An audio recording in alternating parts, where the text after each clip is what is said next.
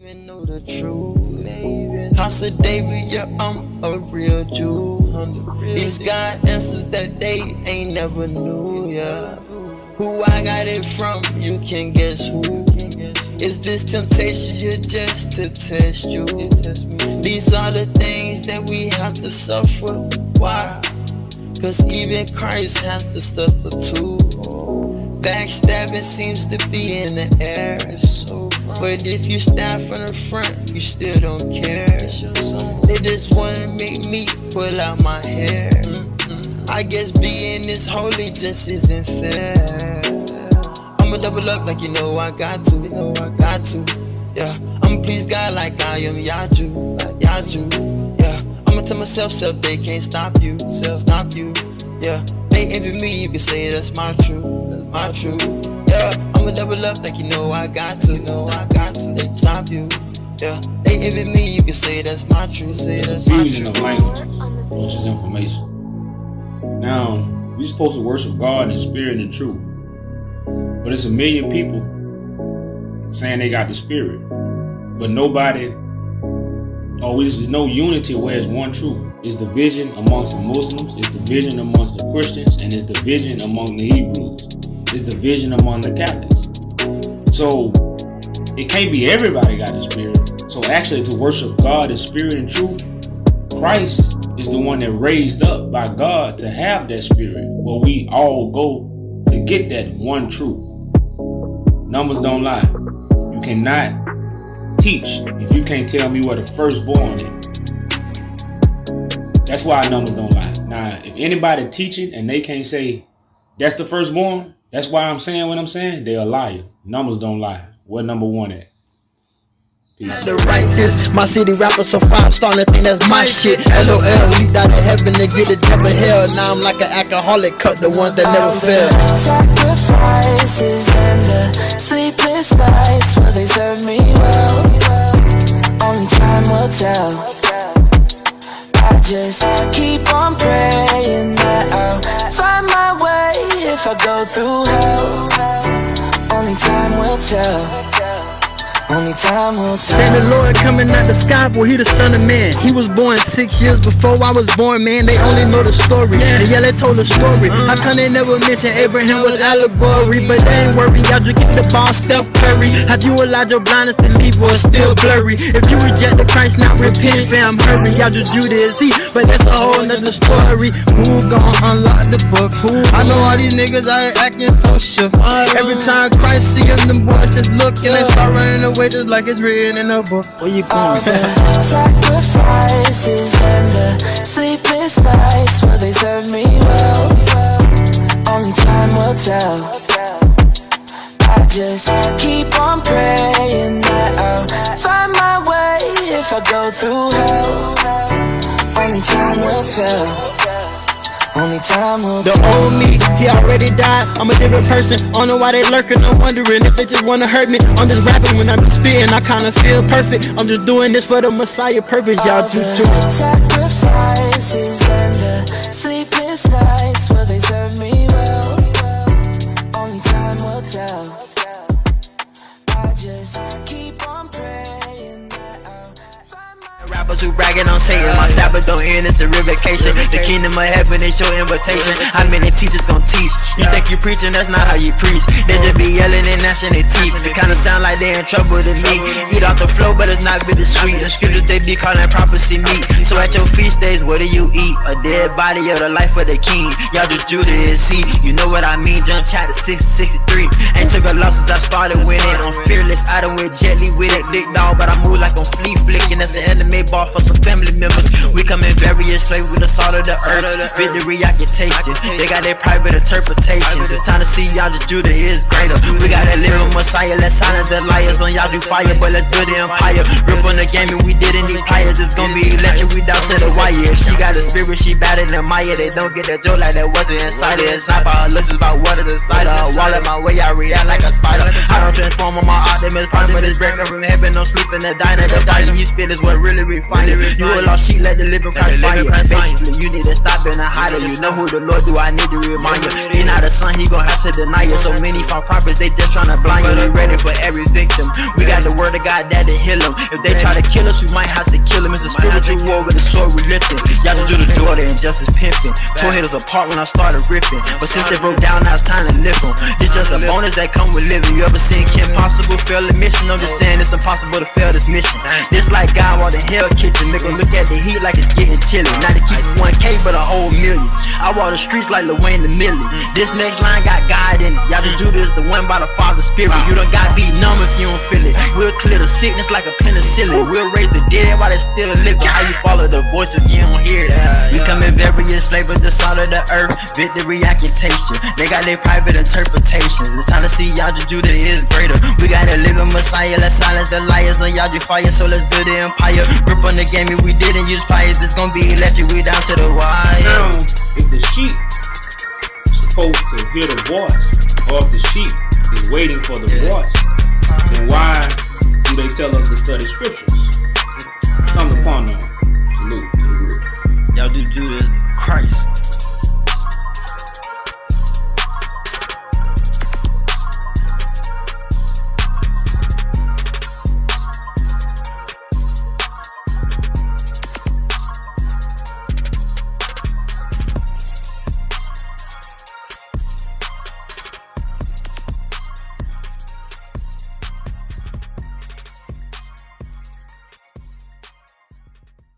DJ Jones.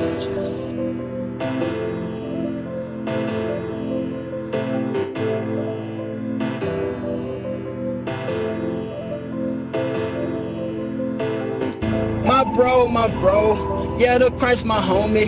Count on him for sure. Just make sure you learn it. I laugh, I joke, cause all the liars funny. And we can't hard, man, these demons don't want no smoke. No smoke, no smoke. You liars don't want it. Y'all do Judah quotes. Even my mama on it. No smoke, no smoke. So we live past the money. No smoke, no smoke. You demons don't want it. I heard the liars won't smoke. They must be vaping or something. Yeah, we want all the smoke. I'm walking with the Bible on me. God gon' protect me, you ain't taking nothing. Straight where the fire, you know I'ma burn you. Quit it, come to you, we ain't never running. She ain't happy, ain't glad about son. Yeah. Y'all Drew finna blow, he ain't never stunt, he ain't never stunt. You know how he come, you know what to do, go get you something, learn it, get you something. Like stop all that talk, you know where he at, you can come pull up on me, come pull up on me. I heard you in jail, I'm tired of y'all running. Blah, blah. My bro, yeah, the Christ my homie. Count on him for sure, and just make sure you learn it. I laugh, I joke, cause all the liars funny. And we can't hard, man, these demons they want no smoke, yeah. No smoke, no smoke, you liars don't want it. Y'all do Judah quotes, even my mama on it. No smoke, so we live past the money. No smoke, you demons don't want it. Killing the game and we gon' kill them all. Come in scary, it's gon' come around. Try that up it got bring you down. You get back up when you just something down. When you say me and brother be specific, know how we living, it's not how you living. If you go to tripping it cause you don't listen, ain't no hesitation, the truth is indifferent. Walk the block with no extension, these haters talking on him. They just better mind their business, they kill themselves with the sinner. Forever posted with the winners, y'all the Judah not a gimmick. These people talking like they in it, then why it's hard for you to get it? My bro, yeah, the Christ my homie. Count on him for sure, just make sure you learn it. I laugh, I joke, cause all the liars funny. And we can't hard, man, these demons don't want no smoke, yeah. No smoke, you liars don't want it. Y'all do Judah quotes, even my mama on it. No smoke, it ain't about the money. No smoke, you demons don't want it.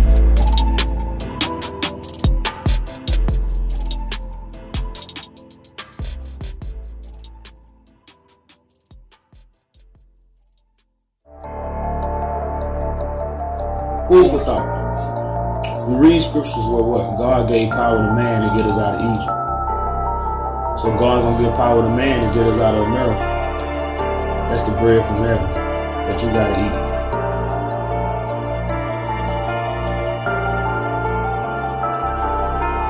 Already made that change, owe me that and righteousness gon' reign. It'll purify your soul, put me through the fire. I was refined like some gold. The world don't rock with God, so let the world go.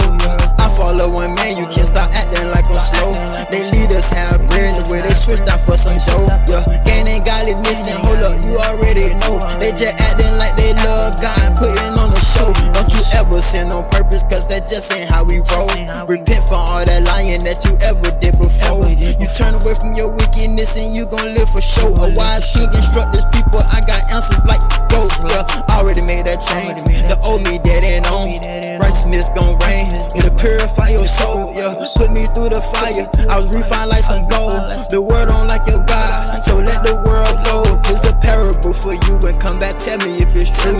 His clothes all white, even when he's wearing blue. Yeah, shining like the greater light has just entered the room. YahJudah.com if you tryna go to the moon. Do you understand my lingo? That was just some Hebrew. It's obvious that we got Christ, I'm telling you that we do. Yeah, you play me in the sky, I'm looking at you like a fool. Son of man won't come from nowhere but a man in the room. Yeah, already made that change. The old me dead and on. Righteousness gon' reign, it'll purify your soul. Yeah, put me through the fire, I was refined like some gold. The world don't like your God, so let the world go. Now I think we all know the truth hurts, right? We all know the saying.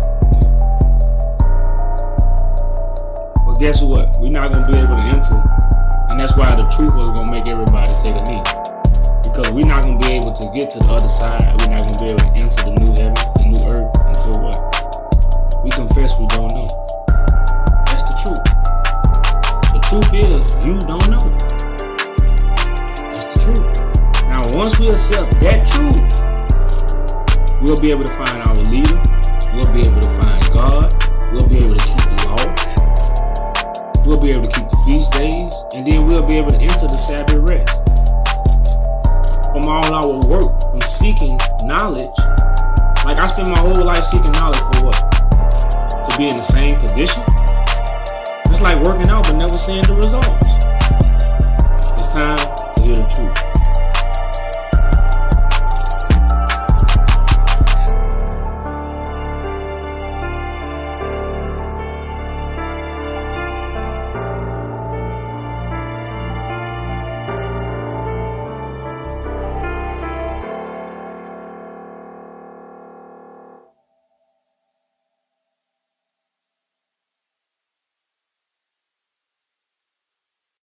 Them to start the hate and promote the petition. YahJudah.com just cause you got the vision. One thing that I am happy about is that you still living. Mr. Melchizedek, y'all, 60 seconds. Now it's the reason why we read the scripture where it say what? The Melchizedek, when Abraham rejoiced when he seen me. Because these are prophetic writings about the generation of Abraham that was going to be in captivity. And the Melchizedek was going to be the son of man that God would raise up to bring that bread and wine, to bring that supper, to bring that information from heaven. This Melchizedek will be Christ. This Melchizedek will be the one that God has taken from among men, Hebrews 5:1. So this is the Melchizedek. And everybody that truly descend from Abraham, they rejoice when they see this Melchizedek. This Melchizedek that's walking among them, as the Melchizedek in the prophetic writings was among Abraham, to give him the bread and wine, to restore the order back to Abraham, and get Abraham from the outer worship that we, Abraham descendants, are a part of.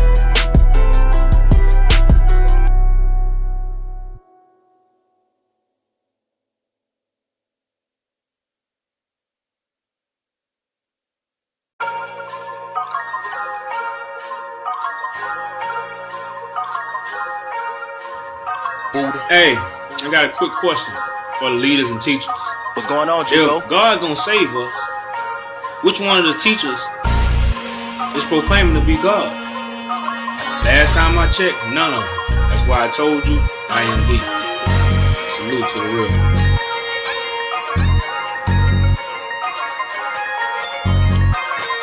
All of y'all die fighting this Bible cause the ladder killers not become disciples. And Jesus working in the flesh, putting while they coming at them with a text. Putting if they open that Bible, they fall on their face cause they cannot unseal it, they out of their place. I went to heaven for information, so I'm laughing at rappers who bragging on Satan. My Sabbth don't end, it's a revocation. The kingdom of heaven is your invitation. How many teachers gon' teach? You think you preaching, that's not how you preach. They just be yelling and gnashing their teeth. It kinda sound like they in trouble to me.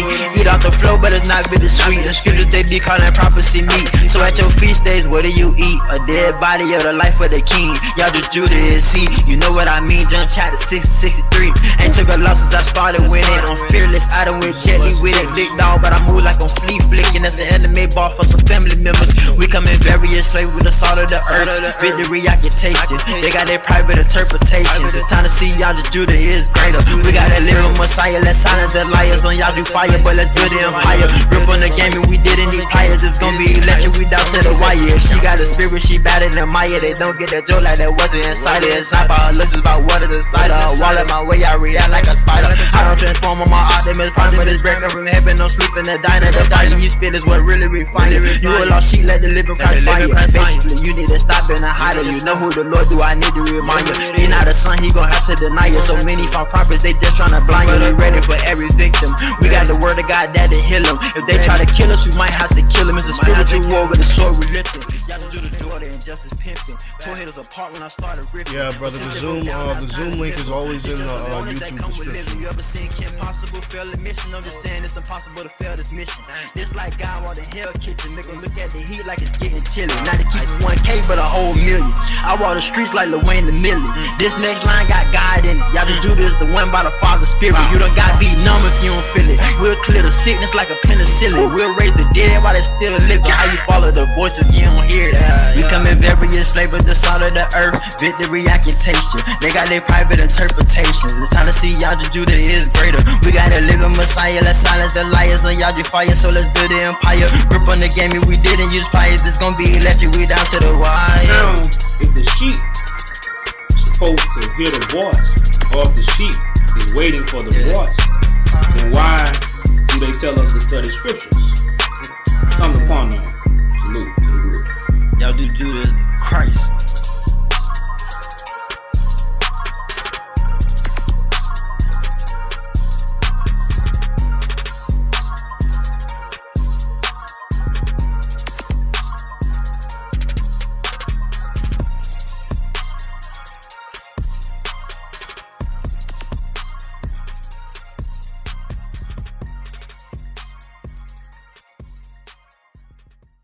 Hey, I've been walking on water because I'm Jesus. I seen the Israelites drowning, I think they need us. You said you a shepherd, well come and feed us.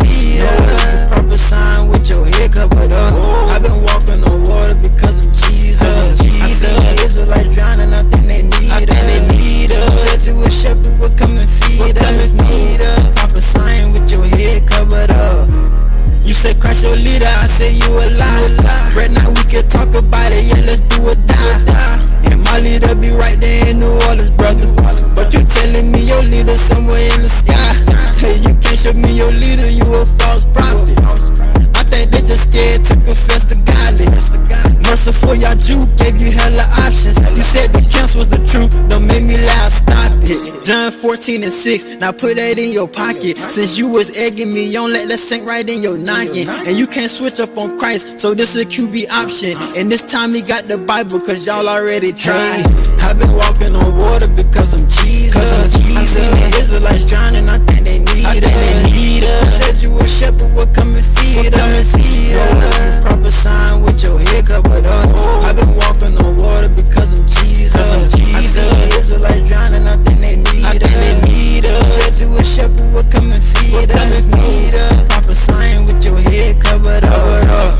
This is all or nothing, ain't no double up.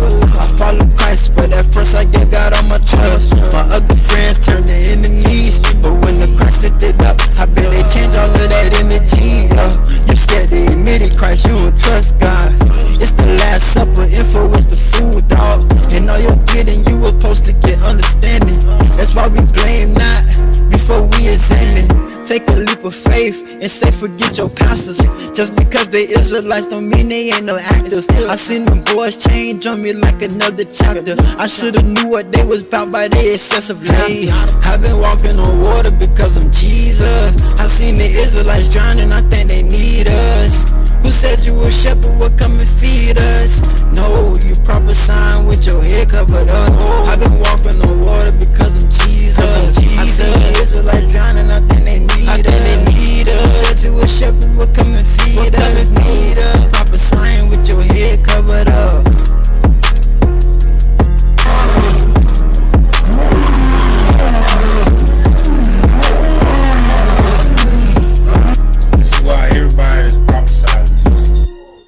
is false if they haven't been sent out by a Son of Man.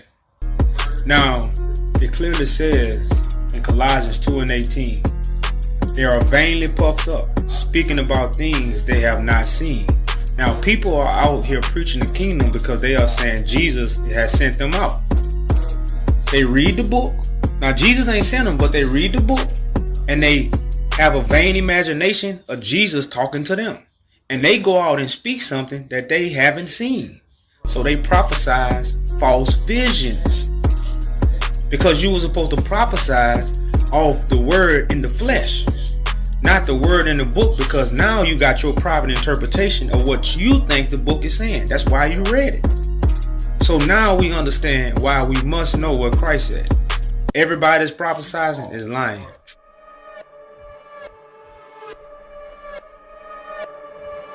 Wow, I guess things are impossible now.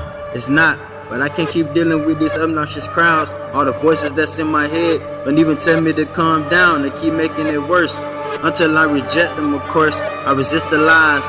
And lately these teachers been in disguise, fast asleep, and I mean all the way down to the third eye, to Christ arise by the name of Yahweh Judah and awakens the gods. I use the little G.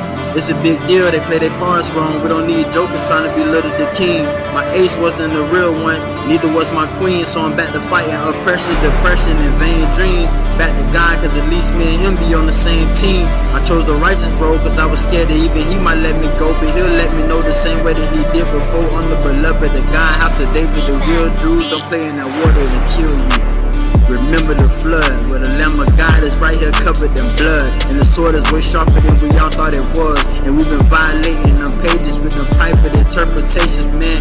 Come face the judge, Yahweh Judah. Unlock the cell phones, turn on the computers. This is mapped out, you know it's easy for a voyager to lose you. Fast forward, not go back to the past, you remember the future. A king shall reign and prosper, in his days Judah shall be saved. Call someone else Christ and they probably just turning in their graves. My apologies that didn't finish what the prophecy say, but it's not up for debate. Or we're in Babylon, perfect, the place where we were carried away. From here to Christ was 14 generations, so the place the king will really be born is right here in your faces. A righteous branch raised unto David, just like the statements. Yahweh Judah wasn't lying, the world's mistaken, all deceived by Satan. So now the Son of God has been manifested to break. See, Christ will be a living vessel.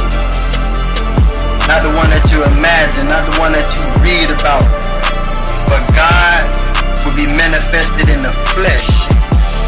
And this Son will be the one to reveal the mysteries from heaven. The kingdom is within, so stop waiting on Christ to come from the sky. Yahweh Judah is the king. There's not a about the masterpiece, I'm a prodigy, a part of me, it started me, gotta be the Messiah king. You are the kid, took a lot of me to be the son, seen a lot of sleep, a lot of see the Lord being proud of me, the people proud of me, they doubted me, they doubted me, I found the king, not a dream, I'm property, they gotta be the sinners out of me, try to slaughter me, you thought of me, I took like dice rolling in the game of Monopoly.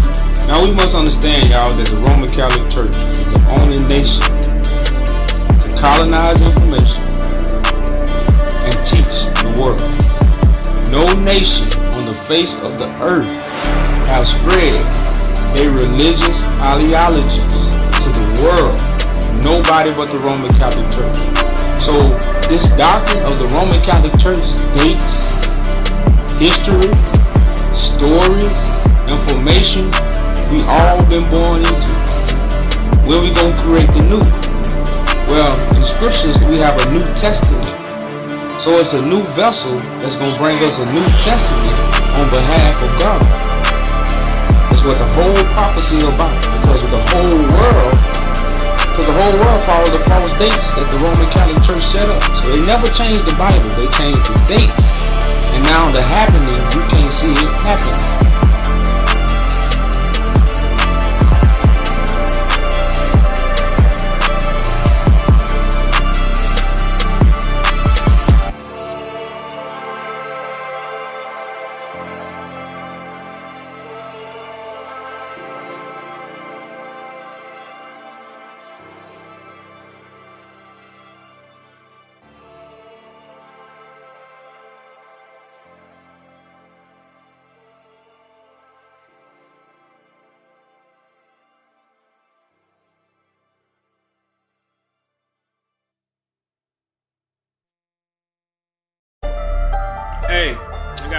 question for the leaders and teachers.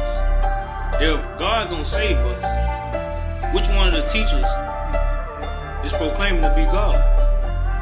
Last time I checked, none of them. That's why I told you I am he. Somebody call a fireman. Might rap till a nigga retire, man. OGs on the block respect me.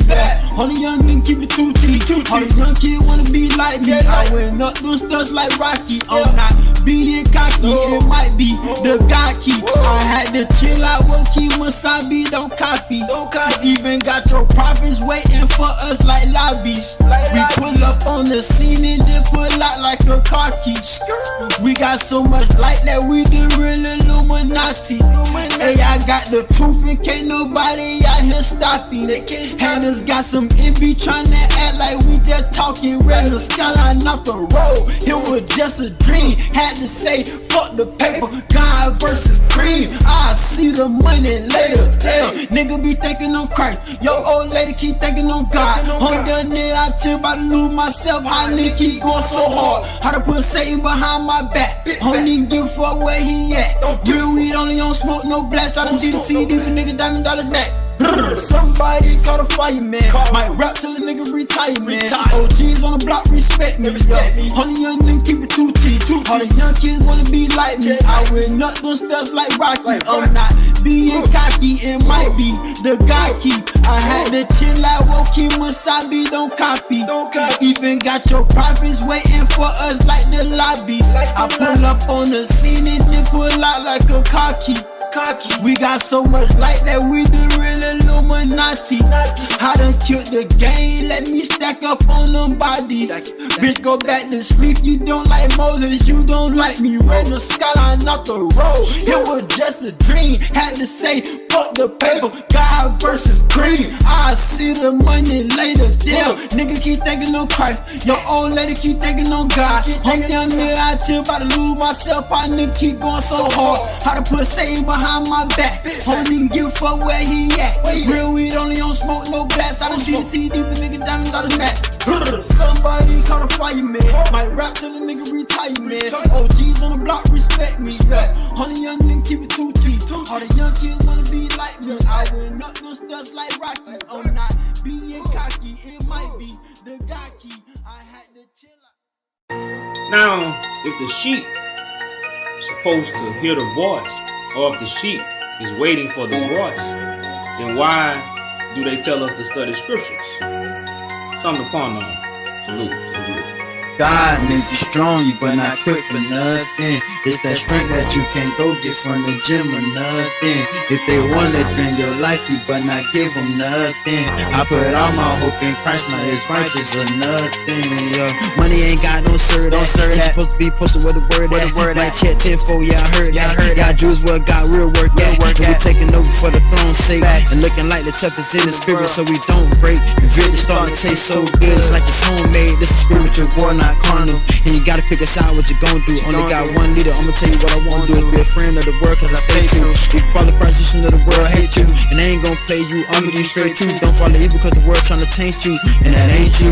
Yeah, God made you strong, but not quit for nothing. This that strength that you can't go get from the gym or nothing. If they wanna drain your life, you but not give them nothing. I put all my hope in Christ, now it's righteous or nothing. If they claim it to be him and all them teachers bluffing, coming in the name of justice but don't know our substance. They don't believe in the lies, we believe in the 1 cent. I put all my hope in Christ, now it's righteous or nothing. Yeah, Satan trying to get you to lose. Stay, I got away, you know he gon' make a move. Come and join the team, we'll watch over you. Y'all Judah made all things new. The one to remove the sin out of you. You get the spirit by the bam, by the boom. Just see this word and no spit out this food. As God manifested for you. Spirit in his hand like you. I'm sure you can feel the king true. Love God and love your neighbor too. The whole earth living next to you. And we share the world, peace should be the mood. The sea too hot for you and too hot for you. White horse sitting, none of y'all do. And we all gon' follow you. Yeah. God made you strong, but not quit for nothing. This that strength that you can't go get from the gym or nothing. If they wanna drain your life, you but not give them nothing. I put all my hope in Christ, now it's righteous or nothing. If they claim it to be him and all them teachers bluffing, coming in the name of justice but don't know our substance. substance. If you believe in the lies, believe in the 1 cent. I put all my hope in Christ, now it's righteous or nothing. Yeah. Breaking news, y'all. Breaking news. It should be breaking news. Nobody is addressing the Pope going into Africa and telling the African people that same-sex gayness is not against the law. Now, still to this day in Africa, it's a crime to commit gay acts. Some crimes even extended to 14 years prison time. I think this needs to be breaking news in America, because over here in America, they telling what African Americans, which is an African law, not to be gay. Don't forget your African mind. We are not Americans. We are African Americans. And we need to understand African law. A law to help us sustain life, not kill life. So yes, being gay is a crime.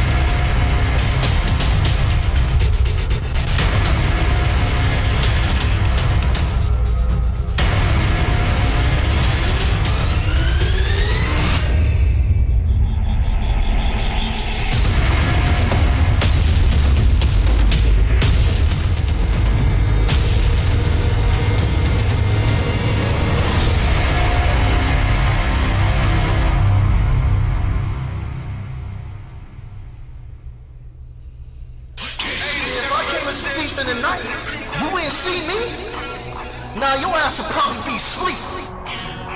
That's why Christ is here right now, making a bunch of noise. But you can't hear him. You can't hear him though, because your ass is throwing them pedal out. Nah, you still looking in the sky for something that ain't never coming. Not the way you looking for it. So you steady looking behind you instead of looking in front of you. Looking for a sign, looking in the sky. Only a wicked generation looking for a sign, but you won't get one.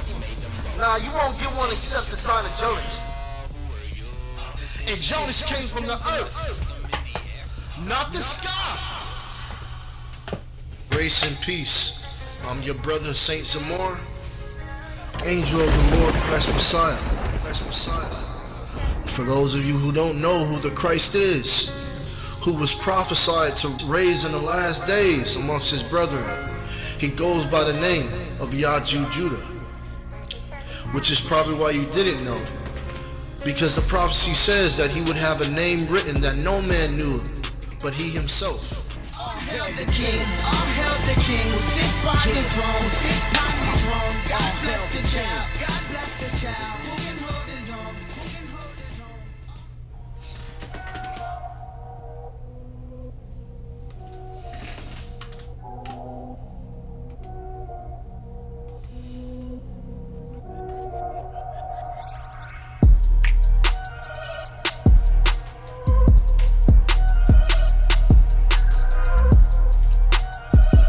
Now, the truth is,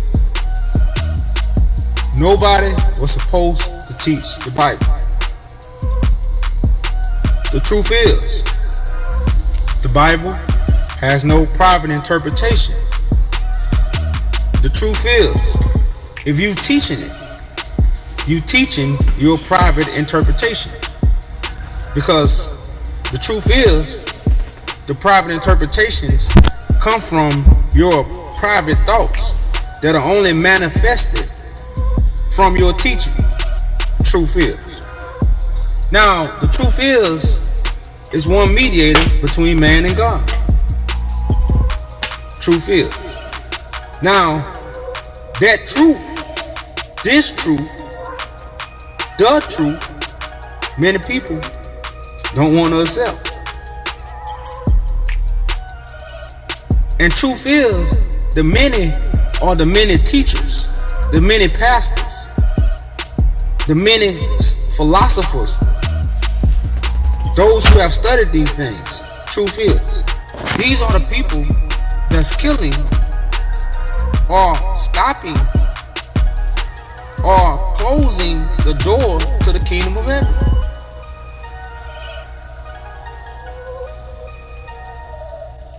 So, truth is, we must accept the new song.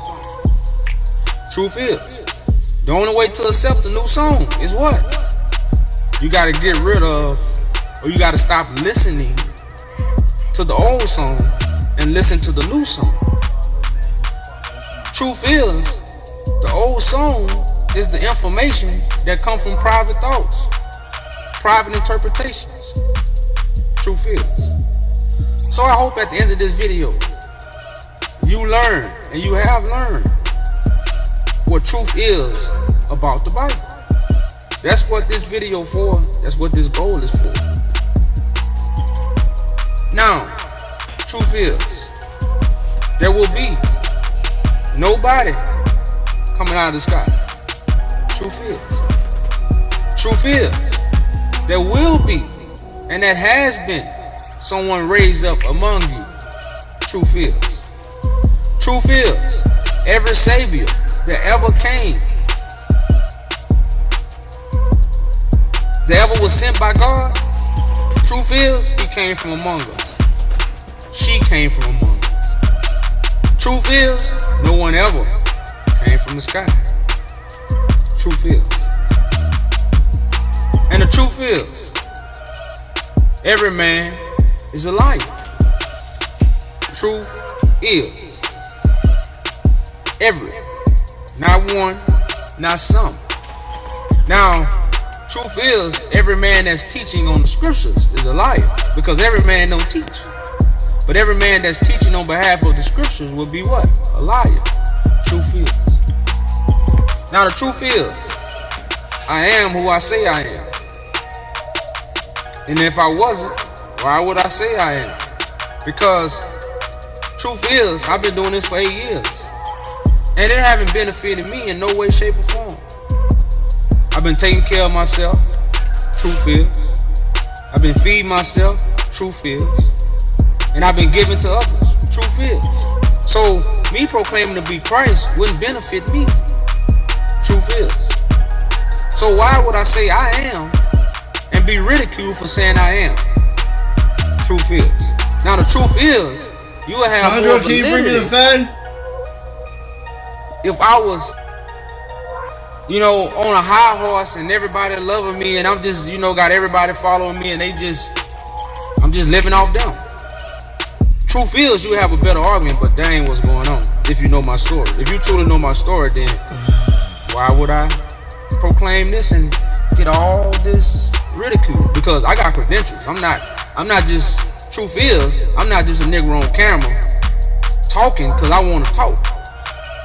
I can make way more money off camera. Way more money.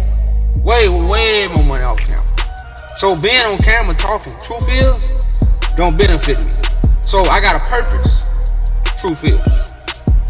So like I said, y'all, I hope this video was inspired to help my brothers and sisters understand what the truth is. Hope the Father has circumcised y'all hearts and ears for the message. Because I am the truth. Peace.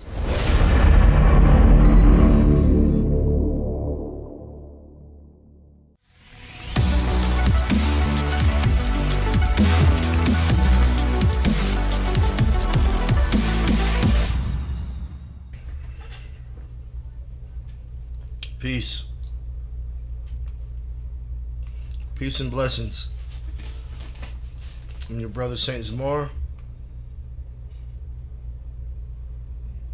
Welcome to the Council of Christ Media, where the truth is revealed and prophecy is unsealed. Our broadcast tonight is open discussion. The title for the discussion is What is the true meaning of the Sabbath? And are you breaking it?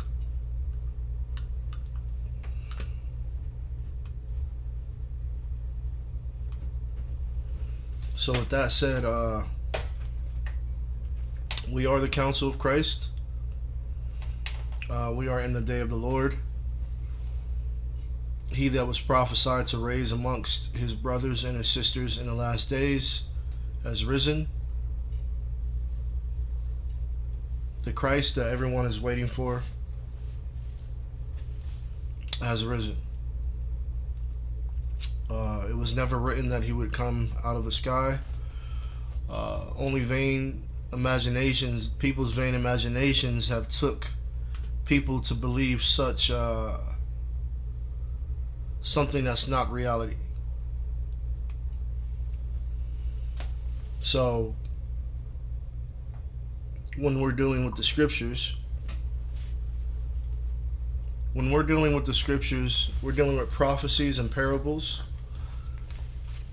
passages that are speaking of things metaphorically, telling you of things to come metaphorically. Well, many people have taken the scriptures into their vain imagination and have ran with them and have created false realities and lies according to the scriptures. So now everybody is reading what they not supposed to be reading and are full of all kind of vain imagination, meaning things that are not true concerning the scriptures. So you have the whole world confused and deceived. But the good news is that in the last hour, in the last day, that the truth would resonate in the earth and the truth would be given. The only thing is that we would have to hear and listen. We would have to show up to hear the voice of God, to hear the voice of God through the one who was chosen to speak for God. But because you got vain imaginations and people believe that something is coming out the sky, many people will miss or will not understand that the coming of God is actually very natural. It's not something that's written out of a Hollywood movie or a fairy tale book. But the coming of God would be as natural as you and I. And to hear God speak would be as natural as hearing a brother or a man speak. And so when you read in the story about Moses being on the mountain and things of these sort, you gotta understand that this was a parable for Moses being the Most High.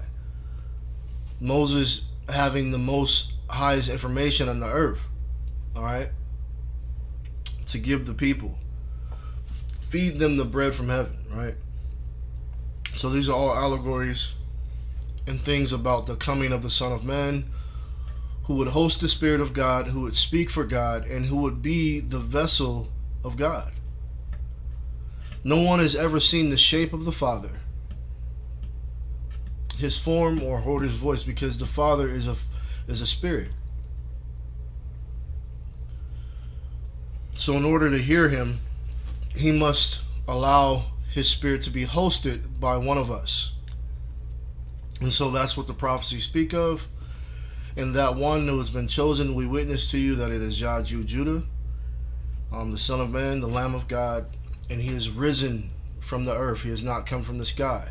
So this is why the whole world does not see this as if they think they were supposed to, because it was written that he would come as a thief in the night, right? So the whole idea of everybody in the world seeing something come out the sky is a lie. This is a lie, drummed up to keep people from receiving the true Messiah when he would rise. So if everybody already has a false idol in their mind of who Christ is when they never seen him before, but they believe a story in a book, but it's written in the scriptures to confess him in the flesh. Well, how can you confess him in the flesh if you've never seen him? You see, man, these lies got everybody twisted up. All right, so it's written that the Son of Man would come as a thief in the night. And so this idea that everyone across the world is supposed to see a giant come out the sky is a false reality. All right, Christ is just a regular man. Christ is a title. He's a son of man, meaning he's one of us. He would just be a man chosen amongst us to bring forth the knowledge of God from the heaven. And when we say heaven, we don't mean a physical place. We mean it's a state of mind. It's a higher state of consciousness. So he would bring us that bread, and we would eat it. But as written in prophecy, that many would reject the Son of God when he came. He would be the light that came into the earth, and many would not comprehend the light. So the prophecy is that witnesses would be here to show you and tell you that that one has risen, but many people would still reject the Son of God.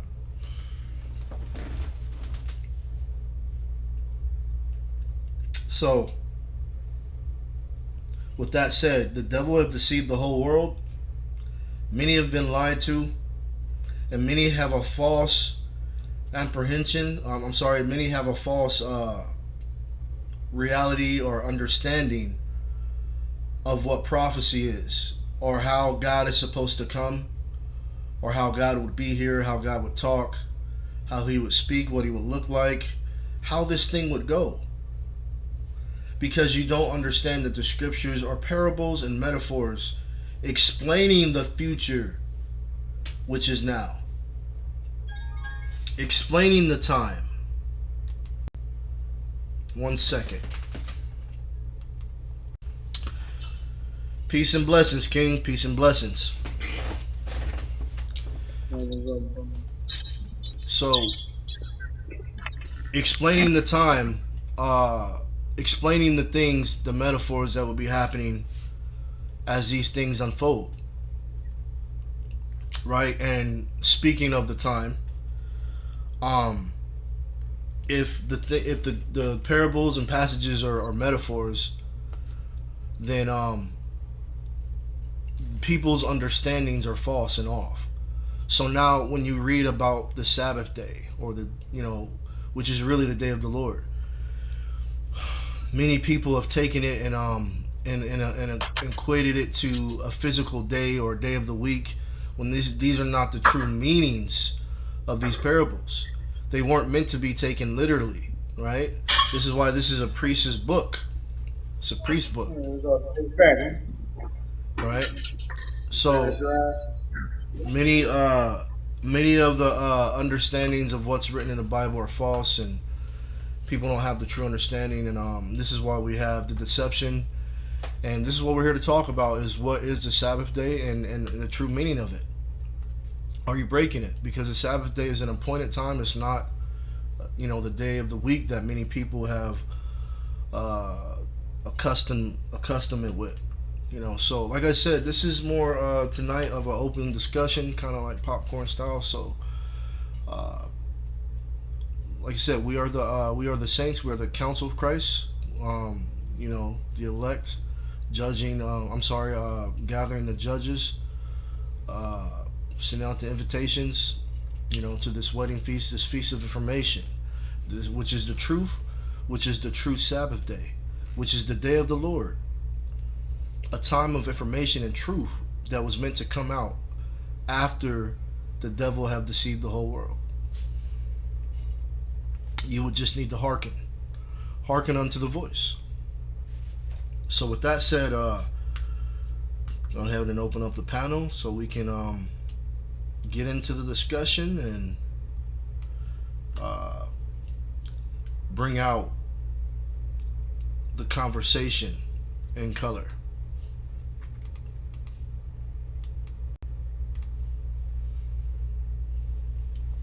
Peace and blessings, everyone.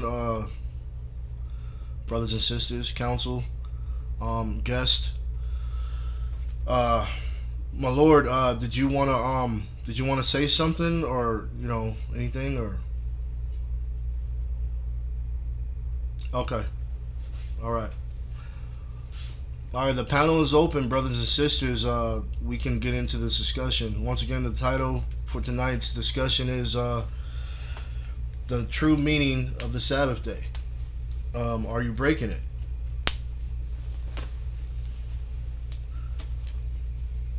Does anybody want to start off in the conversation?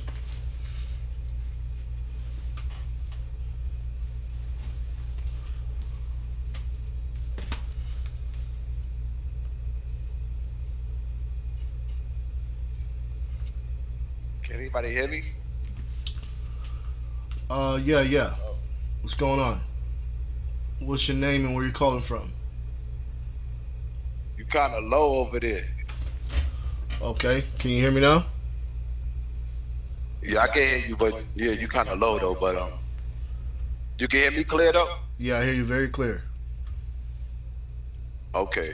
The Sabbath day, I feel like the Sabbath day is You can hear me? Yeah, very clear. Yeah, I feel like the Sabbath day is a reminder of a place. I think. I don't think it's actually a day that we're supposed to be worshiping anything.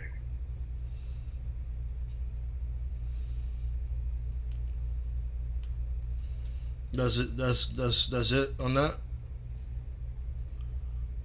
I think it's a place. I think it's a place that we need to. Well, to be honest, I think that's what I think personally. I think it's a place that we forgot about, and yeah, that's what I think personally. I don't think it's a day that we should be worshiping like Saturday. I don't think Saturday is a Sabbath day. I don't think that that's the day that we supposed to be on our knees praying or worshiping anything. Right. So, why do you think many other people believe that this is actually a physical day of the week?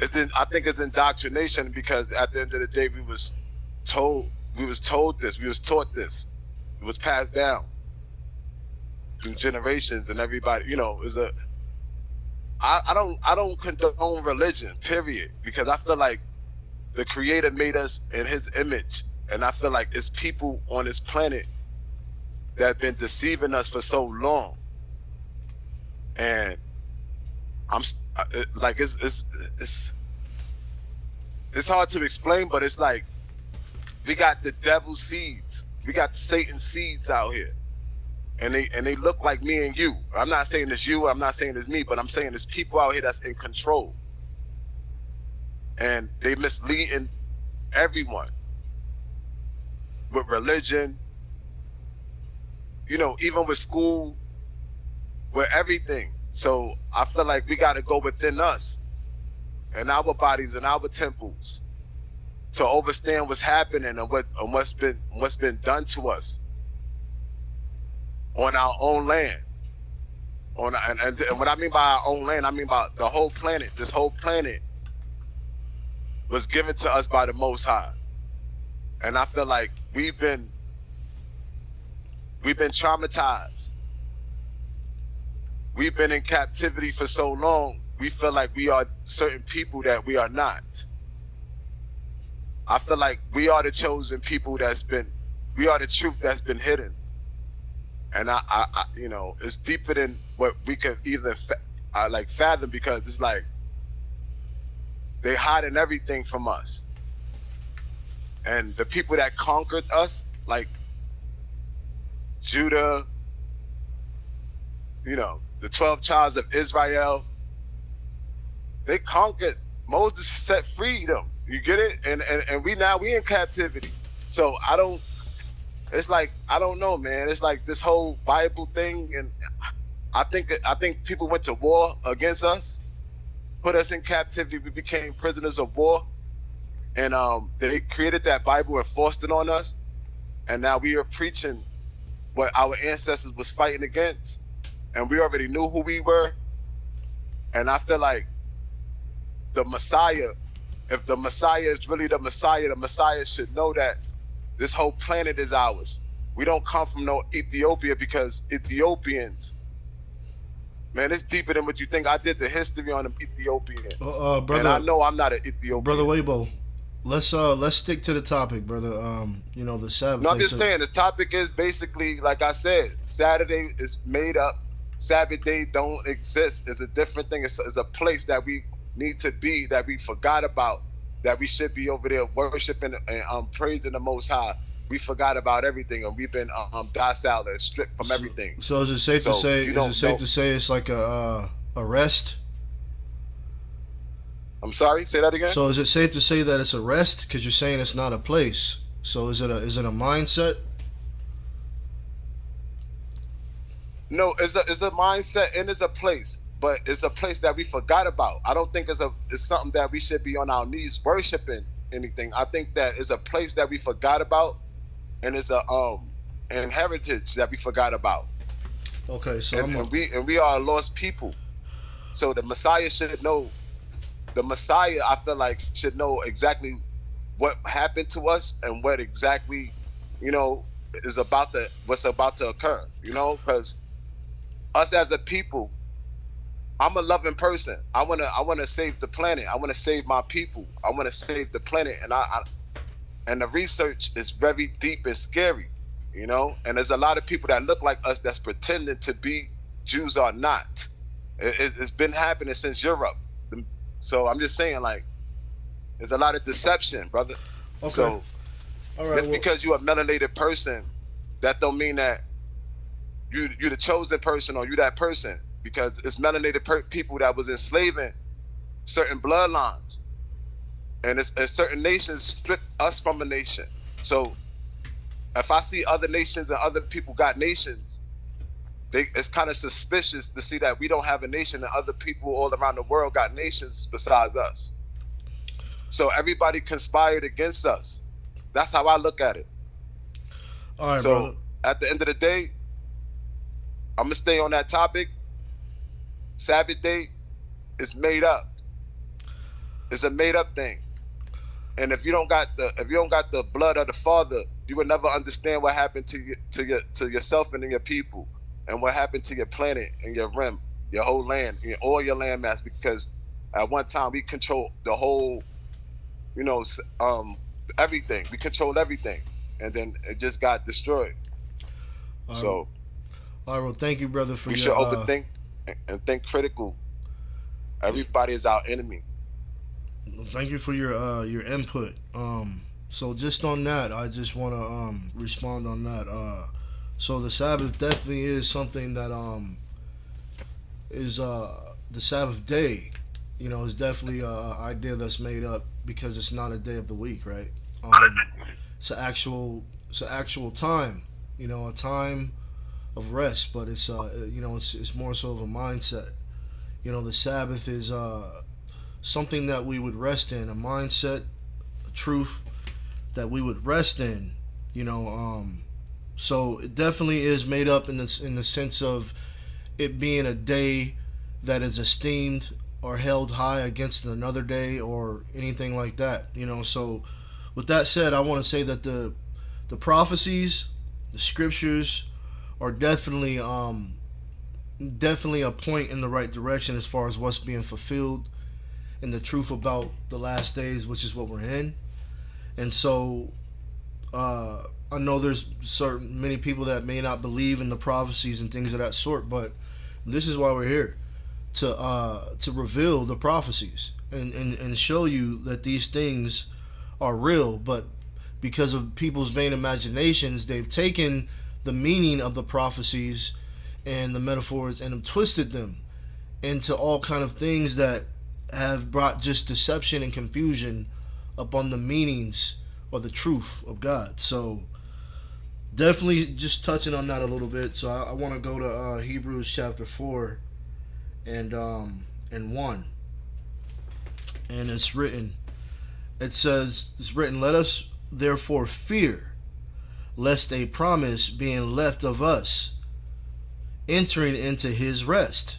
Now it talks about his rest, right?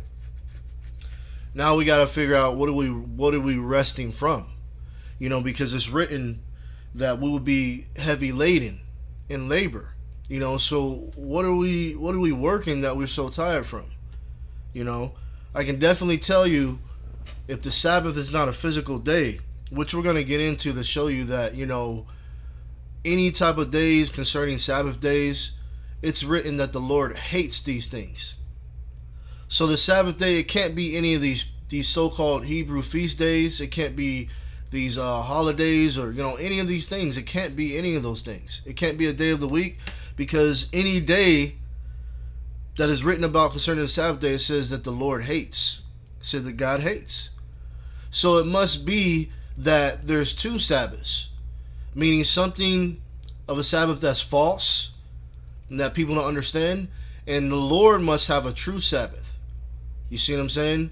So the Lord is not talking, the God is not talking about his Sabbath that he hates. He's talking about man's traditions that have called together people to hold a day against any other day, to do certain things or not to do certain things, to wear certain clothing, to eat certain food, or all those things are vain. These are not this is not the true holy day or Sabbath day that belongs to the Lord. The Sabbath day that belongs to God is something entirely different, which is what we want to kind of get into tonight. So it's written, "Let us therefore fear, lest a promise being made left of us entering into his rest." So in other words, we got to be worried about entering into the real Sabbath, and first of all, understand what the true Sabbath is. And I agree with you a little bit that it's not, that it's made up as far as it being a day of a week. It's an understanding, it's a mindset, all right? It's everything that has to do with truth and God. And this is why it's written that we're told to remember it. So if it's not a physical day, what are we supposed to remember? We're supposed to remember that the Sabbath day is the day of the Lord. The day of the Lord is the day that the Son of God would come bringing us something that we can rest in. He would come bringing us the truth. This is why we were told to remember it. This is why it's written that Moses said that there was going to be a prophet risen up amongst you like unto me, right? And you need to hearken unto all the words coming from his mouth, because he's speaking for God. So we got to understand that the Sabbath day is a time that we would need to hear the words of God, the voice of God, and hearken unto them. That's why it says remember the Sabbath day, to keep it holy. How do you keep the Sabbath day holy? Well, it's written that you're not supposed to be speaking your own words, which is polluting the Sabbath day. So you got to understand that the Sabbath day is not an actual day of the week, but it's a time. All right, it's a dispensation of time that that God would bring his truth into the earth, and we were supposed to stop speaking anything of our own or anything that we think we know, and listen to the one appointed by God, the Son of God, that would be bringing the truth. And this is how we would enter into rest, or enter into the Sabbath. This is how we would keep it holy, because we wouldn't be speaking things that are polluting this time. Meaning, if you're speaking lies against the truth, you're polluting the Sabbath, which is a time of truth. It's not a day. All right, so I'm gonna keep reading here though. So we got to be worried. So we got to be concerned about, well, what is understanding what the true Sabbath is. That's what this is saying. Let us therefore fear lest a promise being made left us of entering into his rest, any of you should seem to come short of it. So, like I said, many people believe that it's something which is vain, but it's a day of the week. Like that there's no meaning to that. That's stupid. To a day of the week that's supposed to bring righteousness. No, this is not. This is understanding. This is truth that we're supposed to be entering into, so we can rest assured that the truth is given to us. Right? This is that bread from heaven. All right. So if you're not entering into this rest, which is a state of mind, a mindset of peace, then you're missing something. You see? This is the true rest. It's to come, and which will be given in the last days, which is why Daniel was told to shut up the secrets of the prophecies until the end. So the meaning of the Sabbath day is a time of truth and things that will be revealed to the righteous, so that we can finally rest in the truth. And so the day of the Lord is the Sabbath day. And the Lord Christ, all right, our Messiah, our beloved brother, is the Lord of the Sabbath, because he would be bringing the truth that we can rest in. So this is why. This is why the Sabbath is a time of rest. Not a physical day, but a time that it's time for the truth to be told. All right, it's time for us to rest in the truth and come out of this. 1 second here. Sabbath day is about a time of truth that we would to come out of the idol worships, to come out of the lies, and rest in God's truth. So it's written, for unto us was the gospel preached, as well as unto them. But the word, see, this is about what's being preached, something that we need to hear. The word preached did not profit them, not being mixed with faith in them that heard it. For we which believe do enter into rest. So what do we believe in? We're believing what is being given to us, the truth.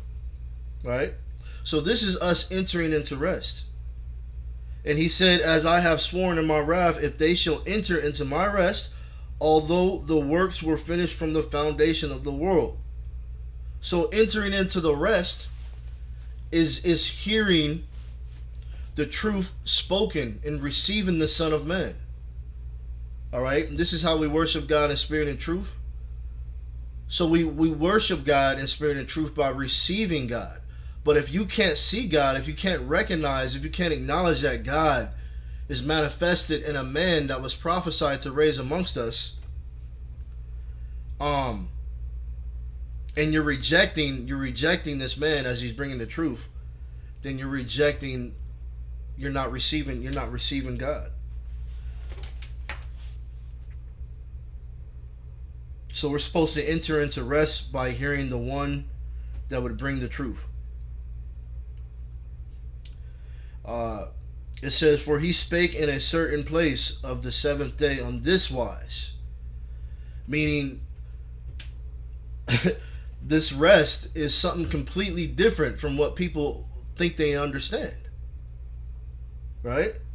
He spoke of a certain place of the seventh day on this wise. Meaning, look, this is the understanding, this is the true wisdom of the meaning of what the Sabbath day really is about. It's not about a day of the week. And God did rest the seventh day from all his works. So it seems that the works is something that, we're supposed to rest from. Right?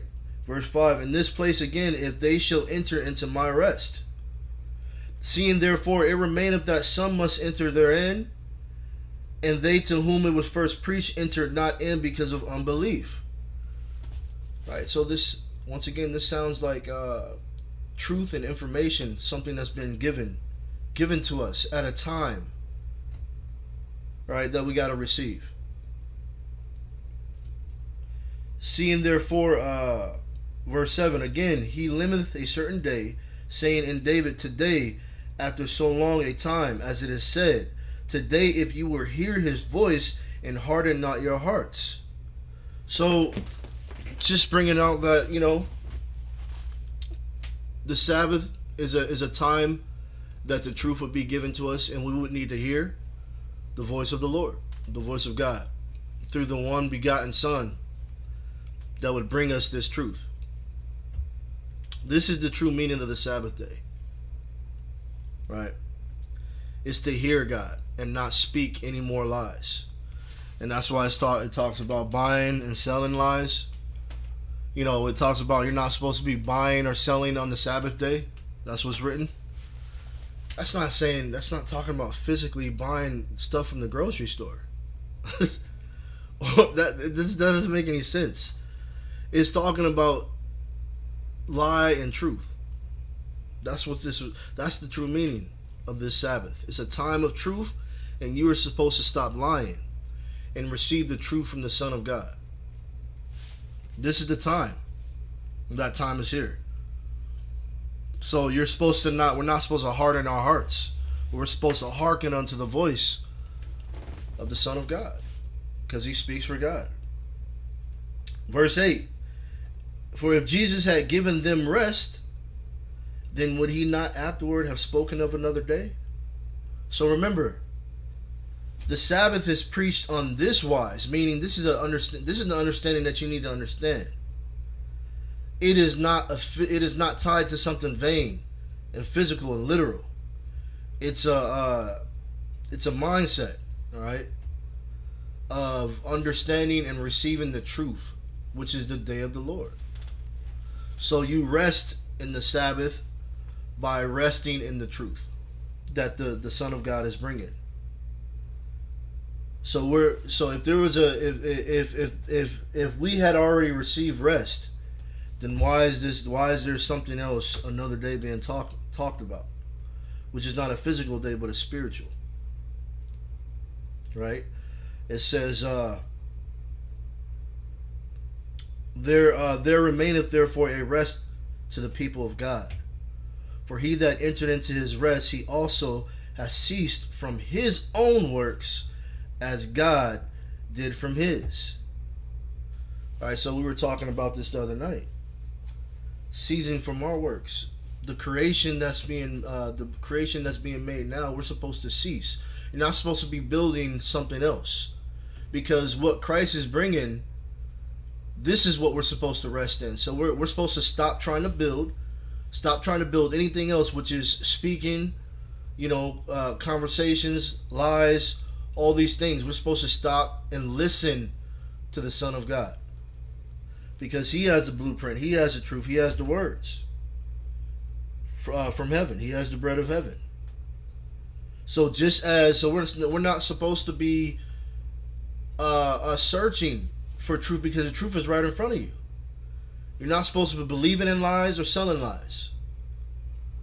That parable where it's written, just as the days of Noah, so shall it be in the days of the Son of Man.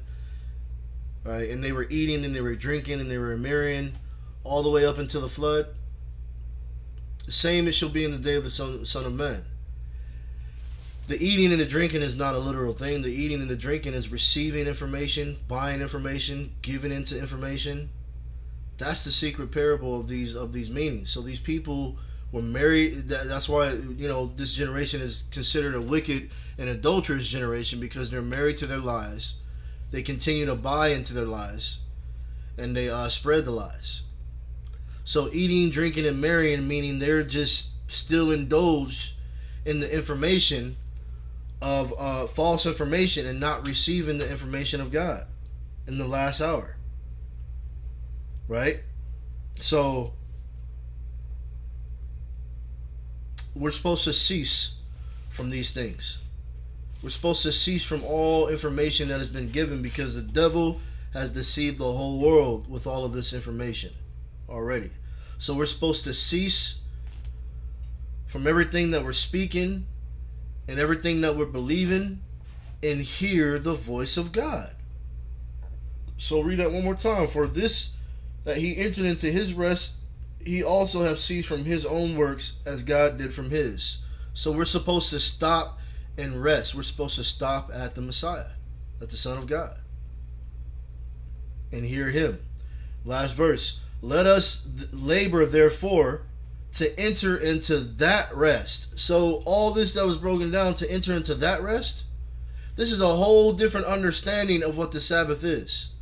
So we got to be working to enter into this rest, meaning this understanding, right? Not the past. And that's why I was told to the man to pick up your bed and walk,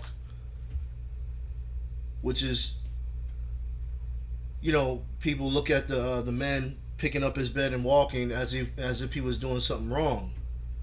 But no, it's the parable of Christ telling us and giving us the truth that no, you're not supposed to be physically resting on a day. So pick up your bed and walk. And they're looking at him like he's breaking the Sabbath, but actually he's entering into rest because he's picking up his bed and walking.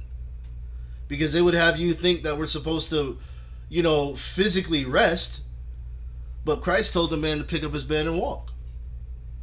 on a supposed day that you're not supposed to do any type of work. But see, the man is entering into rest by picking up his bed and walking, because Christ told him to do so. Now he understands that I'm not supposed to be physically resting, meaning I'm not going to believe in this lie anymore, that this is the Sabbath. The true meaning of the Sabbath is that now I can enter into rest if I receive the words of God through the Son of God.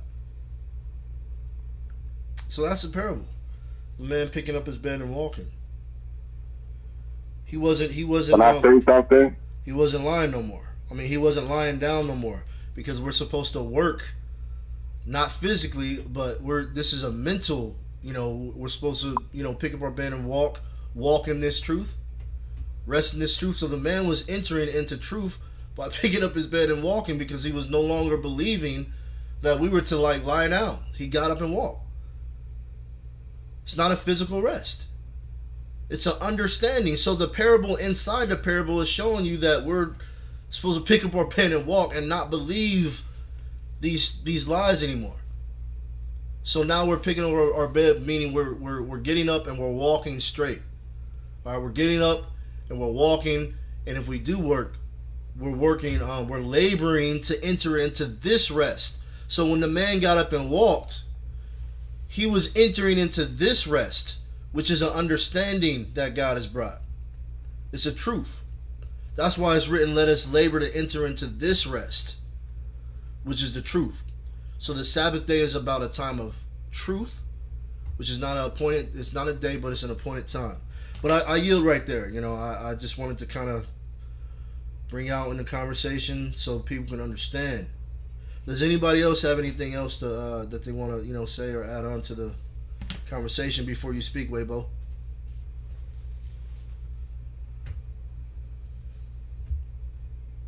Weibo can go. All right, go ahead.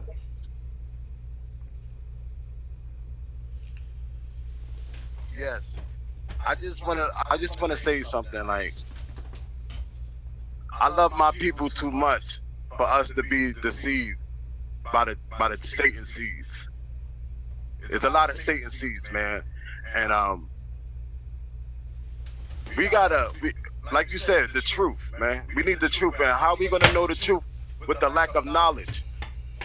If we don't know our history, and we don't know what's been done to us, how we just gonna rely on a book that our ancestors was fighting against?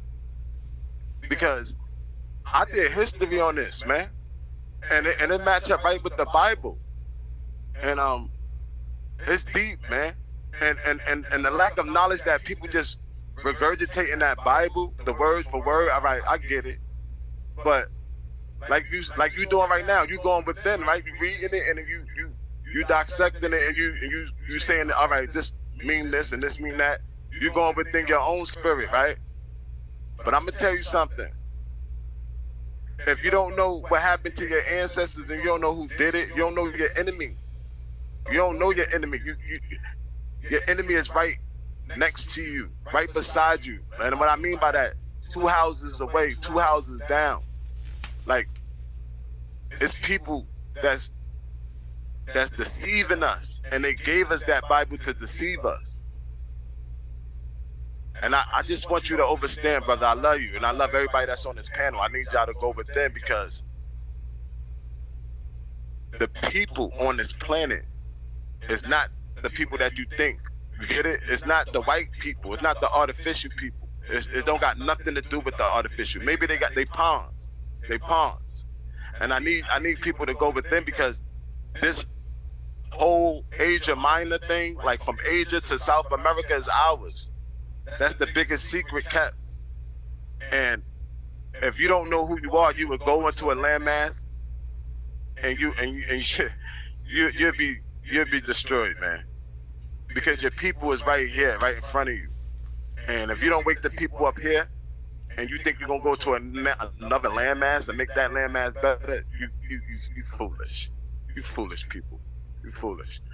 The copper-colored aboriginals found here by you natives, by you people that think y'all Judah, that came on slave ships. I just want y'all to know, God's people was already here. and y'all slaughtered them. So I just want people to understand that if you think you are those 12 tribes, because I'm Ephraim, I'm Joseph, and Judah put me in captivity. All right, he put Jesus in captivity too. So I just, if nobody know the true history of what happened to us over here on this land, it's just deception. Y'all not telling the truth, and y'all, there's no way in hell that a Messiah that don't know what happened to his people here on this ground. I'm talking about America. I'm not talking about no Africa, because no African nations did shit for us. And I just want my people to know I love y'all. I want y'all to really do y'all genealogy and go within and do the research of what happened to us. Don't rely on that goddamn book that our ancestors was fighting these devils, these black devils. That you know what I mean? Them black devils. Because it's all in my blood to know. And I hope y'all got it in y'all blood to know that it was black devils that did this to us. All right? It wasn't the white Caucasians that came out the Caucasus Mountains that the Blackamoors helped and civilized. It don't got nothing to do with no white Caucasian. This is our planet. We've been invaded. All right? We've been conquered. We are conquered people. We are prisoners of war. All right? And I want y'all to wake up and claim y'all land back, claim y'all royalties back. You don't have to go to no Africa to claim anything. You are the chosen people. And once you understand that and go within your temple and open up your Christ that's within you, you'll understand what I'm saying. But until then, don't be misled by that book if you don't know the history of that book and you don't know who the people that did this to you, because you'll be glorifying your own goddamn enemies. Okay? Because all skin folk ain't never been kinfolk, because we would never be in this position at the bottom with no nation, no nothing, relying on a goddamn book that our people was fighting against. All right? I love y'all, and I want y'all to understand that part. All right, brother. Know who you are. All right. So remember who you are. Once again, man, we trying to stay on the topic, brother. And you keep going into this, this is a different discussion, but I heard you, because I've heard you come on here and say this, a few times already. But we have different topics, so we want to try to stay according to this. But just touching on something that you did say, you said, not to rely on a book. That's pretty much what we are, trying to show the people, is that it's not through a book. You don't hear God, or you don't find God through the book. So the fact that everybody is attached to this book, what we're doing is unsealing the true meanings of what is written in the book, so that people can have an understanding that we need to be looking to the prophecies being fulfilled in the correct way, because people have taken this book and have made it into a fairy tale, have made it into false realities of things that are not happening or won't happen. So we're not telling anybody to read the book. It's only meant for certain individuals to even discern. So it's not a book that we are that we are depending on. So I just want to make that clear, man. But I digress, anyways. Anybody? And Zamar, I wanted to say something to Weibo as well. We know about the true genealogy of where these books come from Ethiopia. So we don't struggle on that part, and we do not struggle with knowing our genealogy here. Weibo, when people come talk to us, I just wish you brothers and sisters would come talk to us like you really don't know us, because you really don't. I'm 51 years old, my man, okay? And I don't need another man telling me about a genealogy that I already know of and my story. So what you said was correct, because our people put us down this darkness. This is what we talk about, Weibo, right? Some of the stuff that you touched on, right? So we do give the truth when it comes to the originality of where these things come from. The true genealogy, even though the scriptures tell you don't struggle with these things. We don't struggle with it because we know the truth of it. So the world doesn't. But And y'all once again, foreigners. Y'all foreigners on this land. People here in America, okay, you forget, we are the indigenous You a people of foreigner all though. You time. know that, right? Wait, just listen to me. I'm asking, do you know that you are a foreigner on this land? I'm asking, you a native. Don't you know that? Okay, that's what my point I was going to get to if you just listen. I know for a fact we are All right, the your indigenous ancestors, people of all your continents. ancestors put us in captivity. Your ancestors. Don't never forget that. Okay, wait, so if you know the history, you know what the fuck I'm talking about. And I don't get along with you niggas. Because you the niggas that don't belong here. You the niggas that slaughtered the indigenous people. You was slaves. We at one at a time. Weibo, one at a time, brother. Remember that. So don't come at me. You a slave. Don't ever come at me. Weibo, listen to me. I didn't cut you off. You spoke. No one didn't cut you off. Now you feel a certain way. But I'm just saying, you put me in captivity, bro. You put my people in captivity. I came over here on purpose. If you know the history, understand the history, and tell the truth. Tell the truth of what you did to my people here. Stop that. Stop that. Okay, for one is, if you're going to have a decent conversation like I did with you, I didn't cut you off when you were speaking, bro. Regardless if I didn't even agree or not, I didn't cut you off. I let you speak it all out, right? And once again, you wanted to interject with what I was saying. Why? For what reason? But because what I'm telling you is not actual factual. I'm telling you, man, I know my genealogy. You don't determine that, bruh. I don't determine your genealogy. You see how that works? I don't speak to you like I know you, bro. You a complete stranger to me. This is what I was trying to remind you. You a complete stranger to us, bro. So you can't come up here talking about like we don't know these things. We do. We know these things more than most people do, bro. Okay? When you make comments, hold on, I'm almost done. I'm almost done. And you make comments about a Christ, right? And about a history. Well, I just wanted to remind you, these books is not a history book. This is why everybody is drowning. This is why your information is a little bit off. Because if you think the books, the Bible, all this gospel stuff is a history story, it's not. It's not a history story. It's a prophecy. Something that's going to come in the future. Now you can go ahead and interject, bro.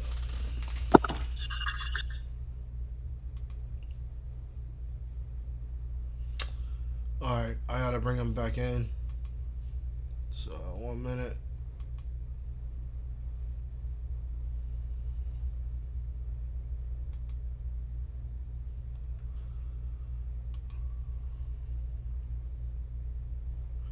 All right, go ahead, Weibo.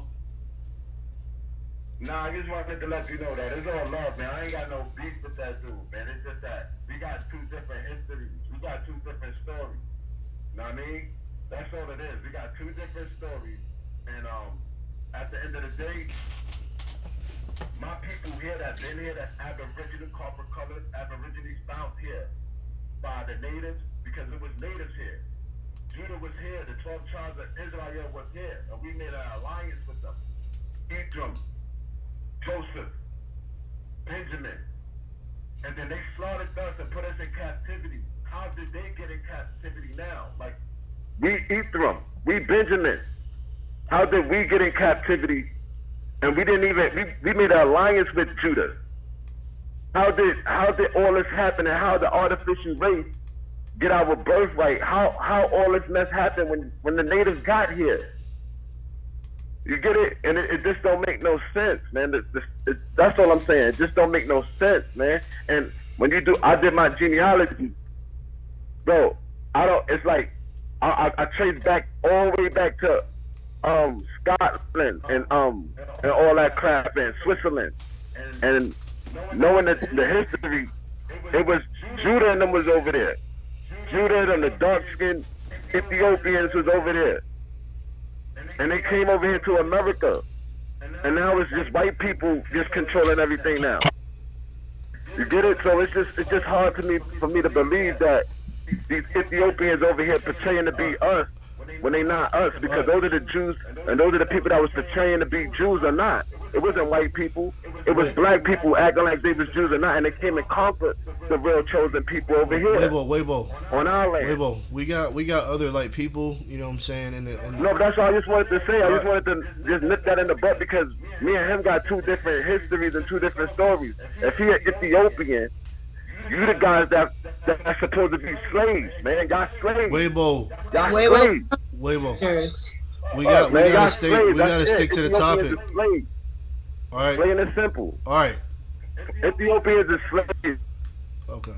Like I said, bro, we gotta stick to the topic, and you know, like I said, this is a whole different discussion. You know, so what we're talking about is what is the true meaning of the Sabbath day, and you always bring this same conversation. You know what I'm saying, when we're trying to talk about something specific. So we're gonna move on to to somebody else. We can have this type of discussion on another broadcast, brother. But this is the topic for tonight. So just resetting the panel. The topic for tonight is the true meaning of the Sabbath day. All right, the true meaning of the Sabbath day. What does it mean? Are you breaking it? All right. Now, is there anybody else from the panel that would like to speak right now? Yes. Go ahead, sis.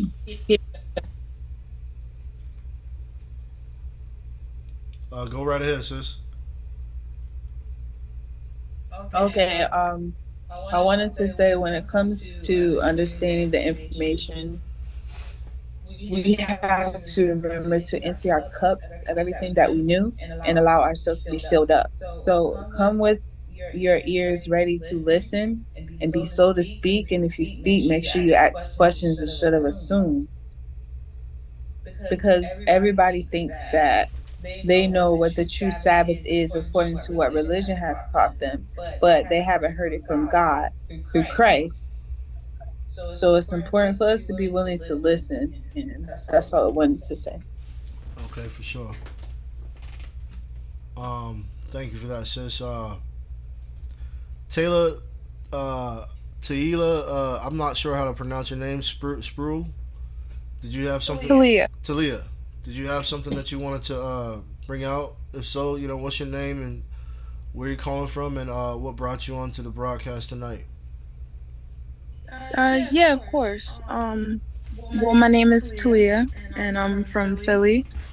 And well, I really, you know, I'm a follower of Christ as we know him as Yaju, as of very recently. But you know, it's a purging process, right? Because I still have all these things that are kind of like images in my brain, right? Mm-hmm. So like I was just reading the book of Isaiah, and the whole time I'm thinking like end times, like, and it's just hard for me to digest.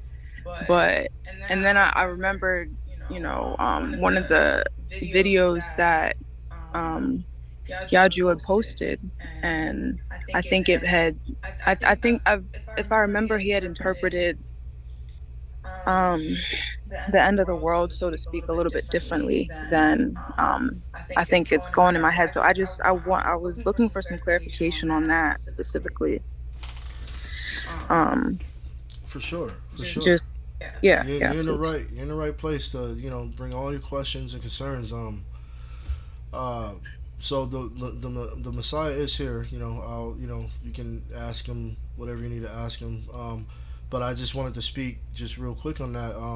You were saying you had a lot of images in your head, and I think that a lot of us that have come into the truth or come into this awakening and have been purified by Christ, Messiah, a Jew, I think it was, you know, like that for a lot of us.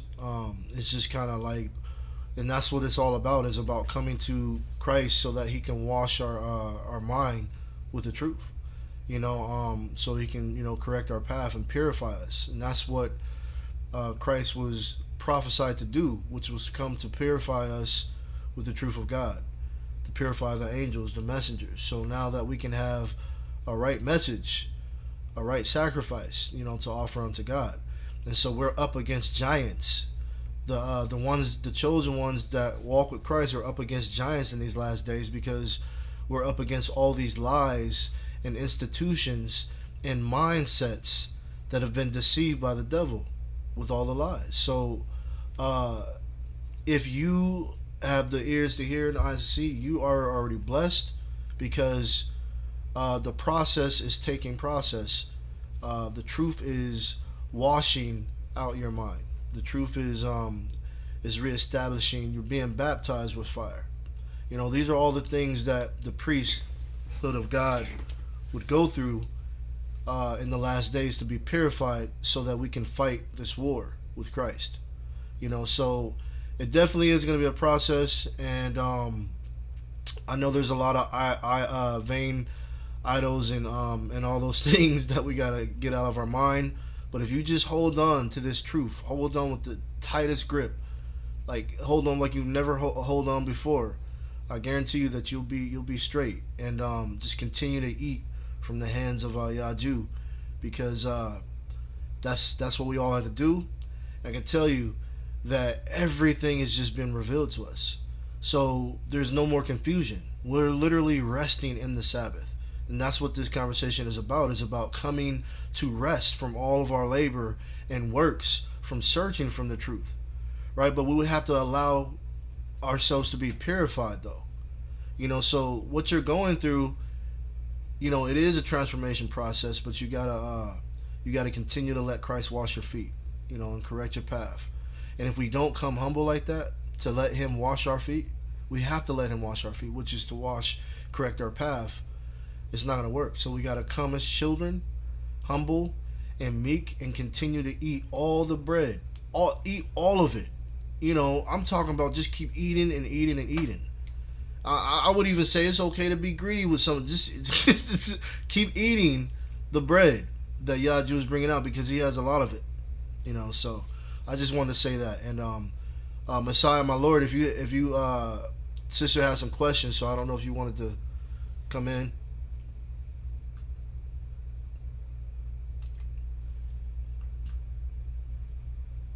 All right, peace, greetings, man. How you doing, sis? Peace and blessings to you. See you speaking on the book of Isaiah, so let's get to it. Or whatever questions you want to start with. Hi. So I just peace. I was just. It's not physically like, the earth shaking and all that. No. Because, I haven't watched all your videos. So,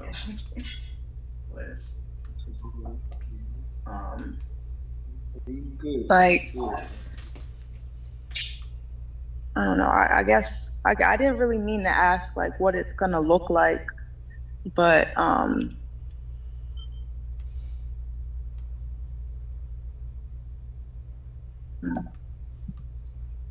yeah.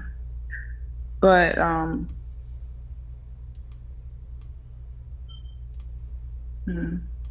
sorry. I think I don't think I have a question actually. Thank you though. I'm gonna just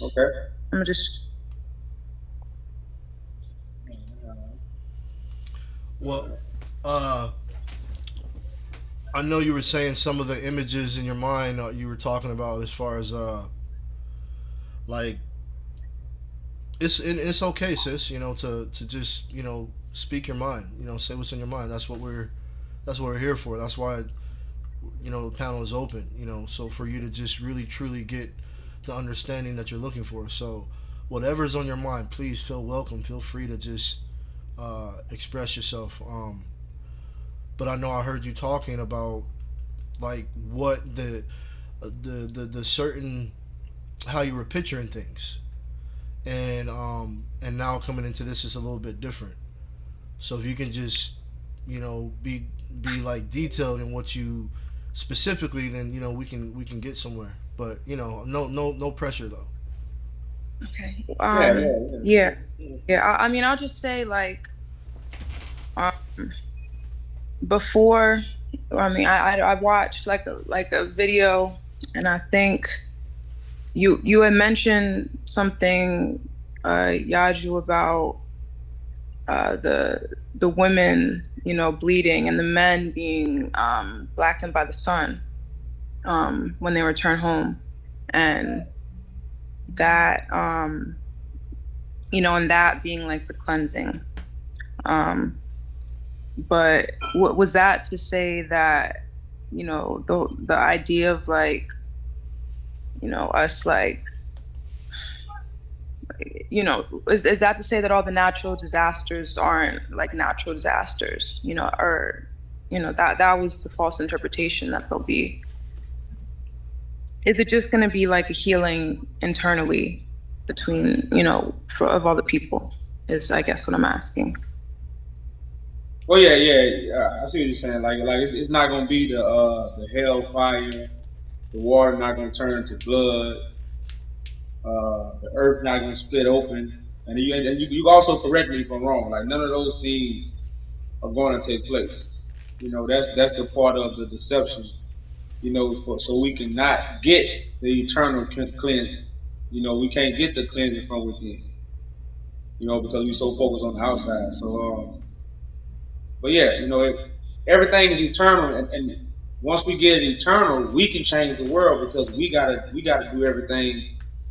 You know, when it comes to change, nobody else is coming. You know, no aliens is coming. If anything gonna take place, we have to do it.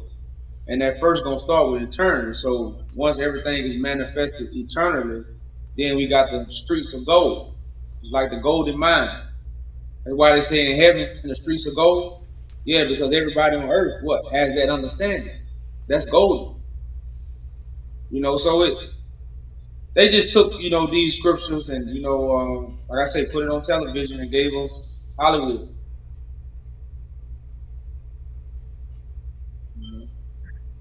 Thank you. It's called You know, vain I really. imagination. And that's why, you know, I was sitting there reading because we were talking about the Sabbath day. And if you got a question, you can go ahead. But I think Hebrews, yeah, y'all might have touched over this last time, but Hebrews chapter 3, verse 7 through 19 is a beautiful read, you know, for the Sabbath day rest, of truly understanding what that rest is and how it will come. Because if we understood how God rest will come, a lot of hocus pocus stuff would be, you know, taken from our minds. You know, because the whole Bible is about the voice of God. You know, prophets didn't come to do hocus pocus signs. Prophets came speaking the word and they was rejected. And the word that they spoke could have gave them security, enlightenment, endurance, safety. You know, but they rejected that word. What? So they began to curse people. You know, and when you take that hidden crumb away from the scripture, because that's a hidden gem when it goes to reading the Bible. And that's why another hidden gem. Bless those with the eyes to see. Bless those with the ears to hear. You know, we studying, going to rocks, traveling to countries. We doing all this for God. You know, when they say just be pure. You know, so those little crumbs make a whole big difference when you understand that and you go into this book. And we was void of that understanding when we went into this book. We was just told Jesus gonna save us and he in the sky. So if he in the sky, then you know where we go from there. That's where we get all these, you know, other little imaginations from.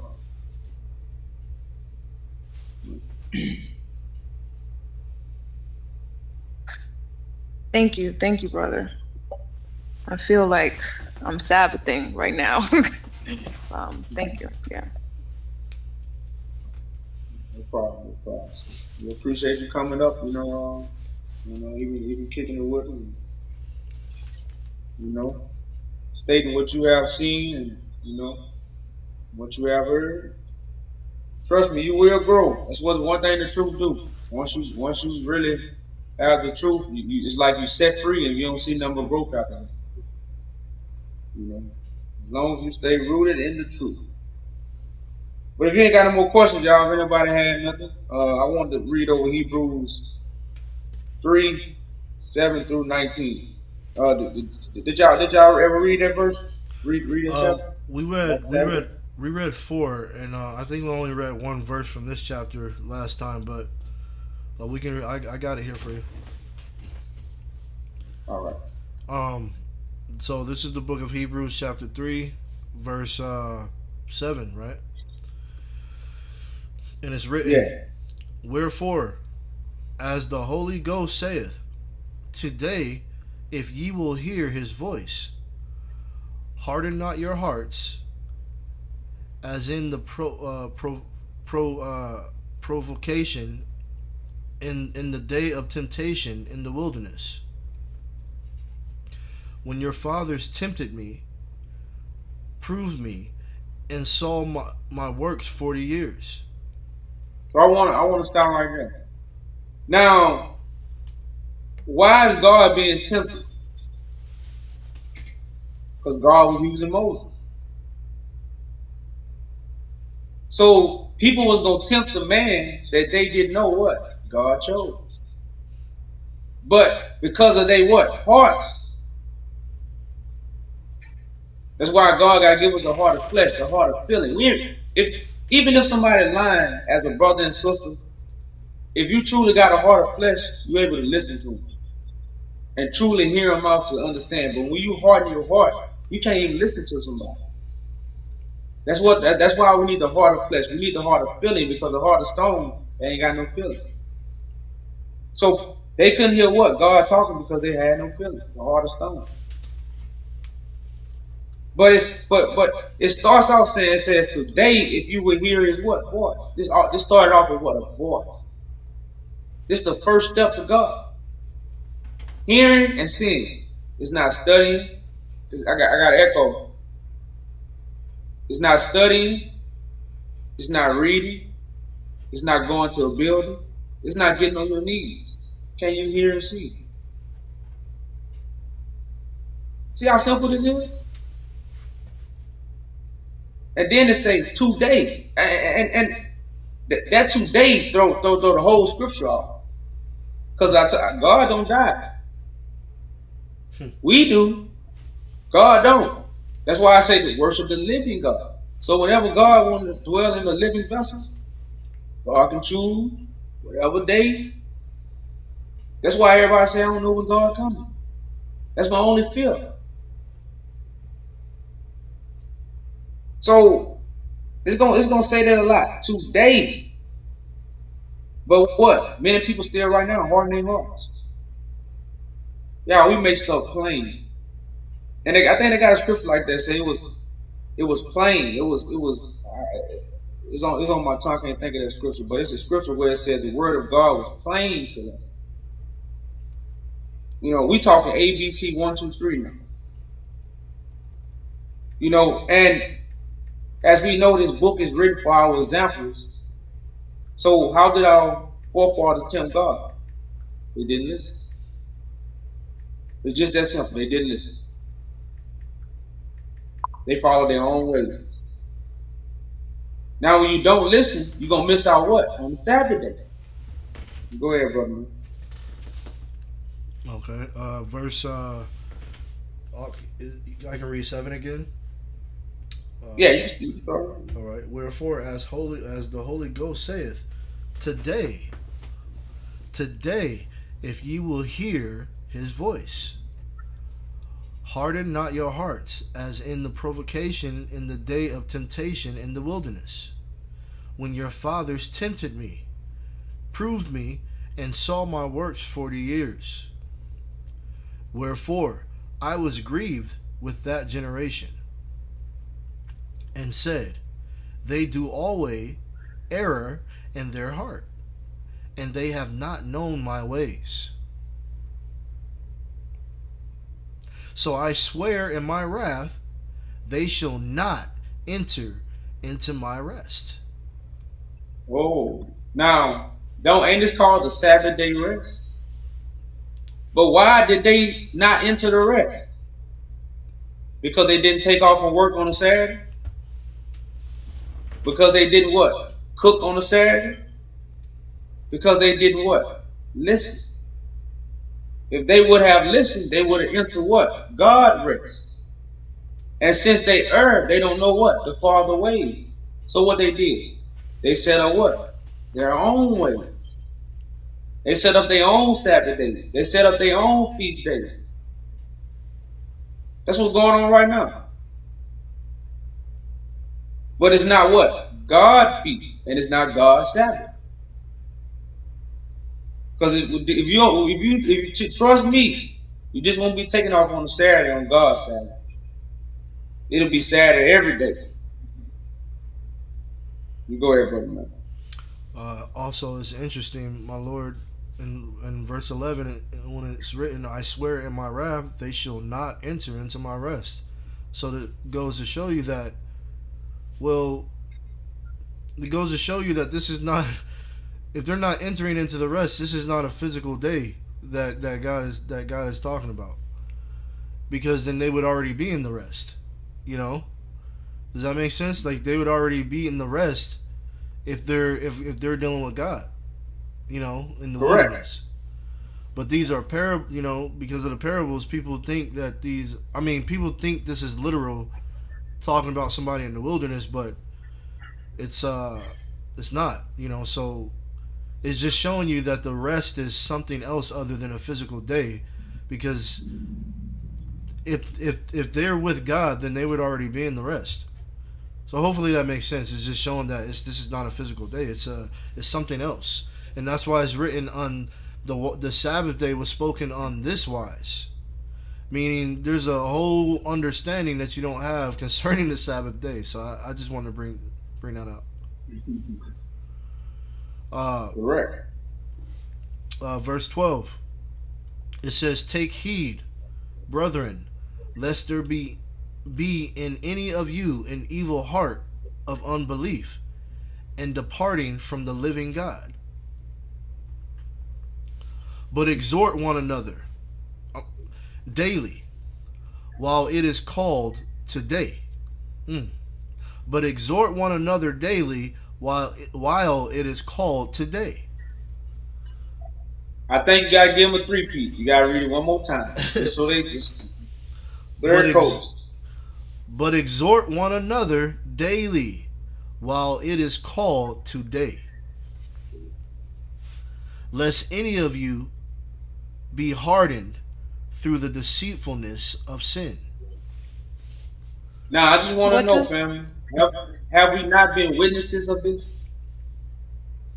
See, these things are being manifested to those who have sat down at God's table and eyes and ears have been opened. Now we can see why these things are said. Because if you harden your heart through deceit, you're going to what? Fall away from what? The living God. Not the God you imagine, the God you actually with. The one that's with you, you might fall away. I think somebody was going to say something. Yeah, Telia had a question. What does exhort mean? Exhort, it's like to uplift, to encourage.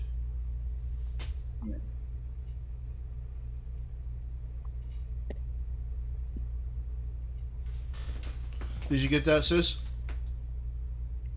Thank you. Oh, okay. I got a question though. As long as it's according to the topic, brother, go ahead. The G-O-D guy. Like, hey, who is that guy? Let us finish. I just want to know who is G-O-D. We don't have that long to go. We'll get into that later.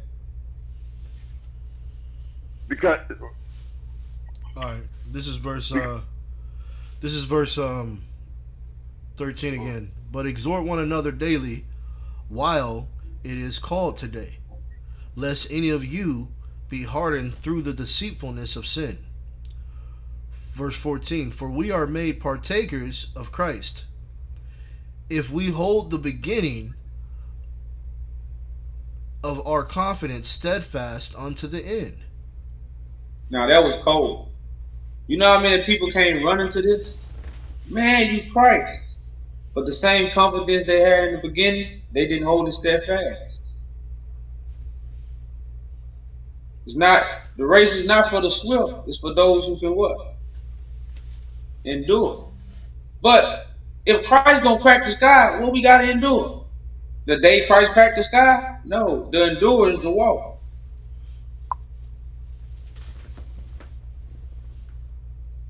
Go ahead, bro.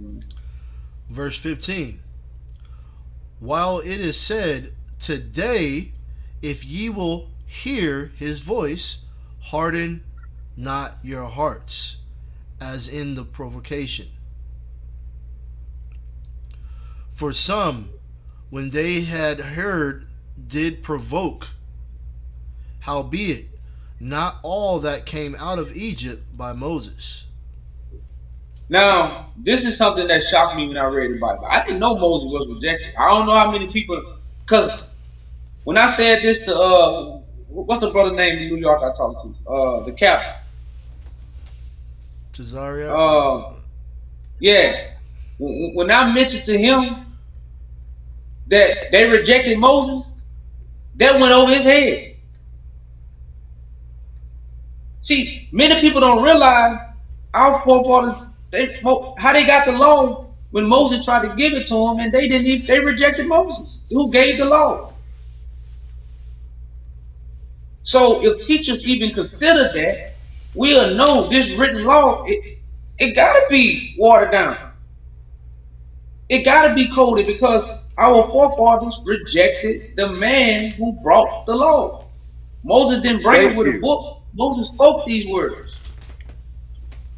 You know, so a lot of people, I don't think a lot of people know this. You know, a lot of people don't really know, because when I first, started reading the scriptures, it kind of, it shocked me. I'm like, I was like, they say Moses split the Red Sea. He brought frogs out the water. He defeated Pharaoh. He led the people out of Egypt. He damn near was a savior, and they rejected it. That's just something when I was a baby, and just kind of like shocked me. I'm like, man, I don't know why the people don't teach this. So our forefathers couldn't have got Moses' information. They didn't listen to him. So what? They wrote down what he said, and what? Followed their own heart. And we got all these traditions we doing is proof. So since I did stop right there, I'm just gonna go to the scripture in Jeremiah, and this is why Jeremiah say this: the false pen. I think what is Jeremiah 8 and 8. Let me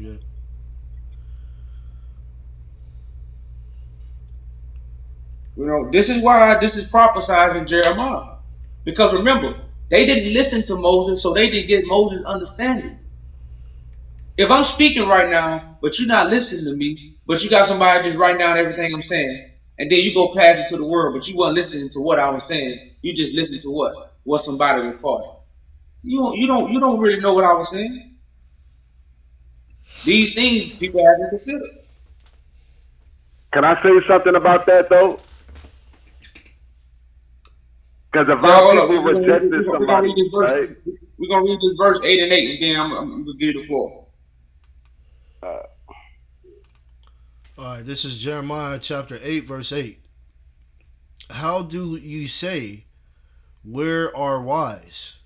How do you say we are wise, and the law of the Lord is with us? How do ye say we are wise, and the law of the Lord is with us? Lo, certainly in vain made he it. The pen of the scribes is in vain. Now, why was they writing in vain? They didn't listen to Moses. Moses brought the 40 elders up there. That's like right now. I bring people all the time up to how you understand it. They don't listen to me. They listen like fools. And what do they go? Run off and follow their own heart because it's hard and mix the teachings up. People still doing this today. So when Moses brought these elders up to this mountain, to this higher way of understanding, they just wrote this stuff down. They didn't accept Moses' words. It's written. It told you what they did. They did enter the rest. So when Jeremiah is writing right here, this is what's being said. So verse 9, brother man, you gotta hit with verse 9. Verse 9. The wise men are ashamed.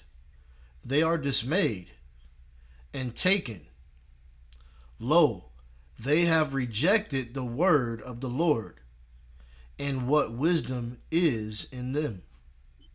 I'm sorry. And how did they? I'm sorry, I got to read that again. The wise men are ashamed. They are dismayed and taken.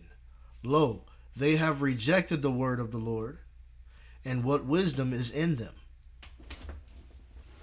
So, how do you reject the word? Don't listen. It ain't got nothing to do with the book, because any kind of pen is in vain. If I say I made that cake today and somebody wrote it down, they gonna think what? I baked the cake. But to those who might have been listening to me, they'd be like, man, no, you're talking about money.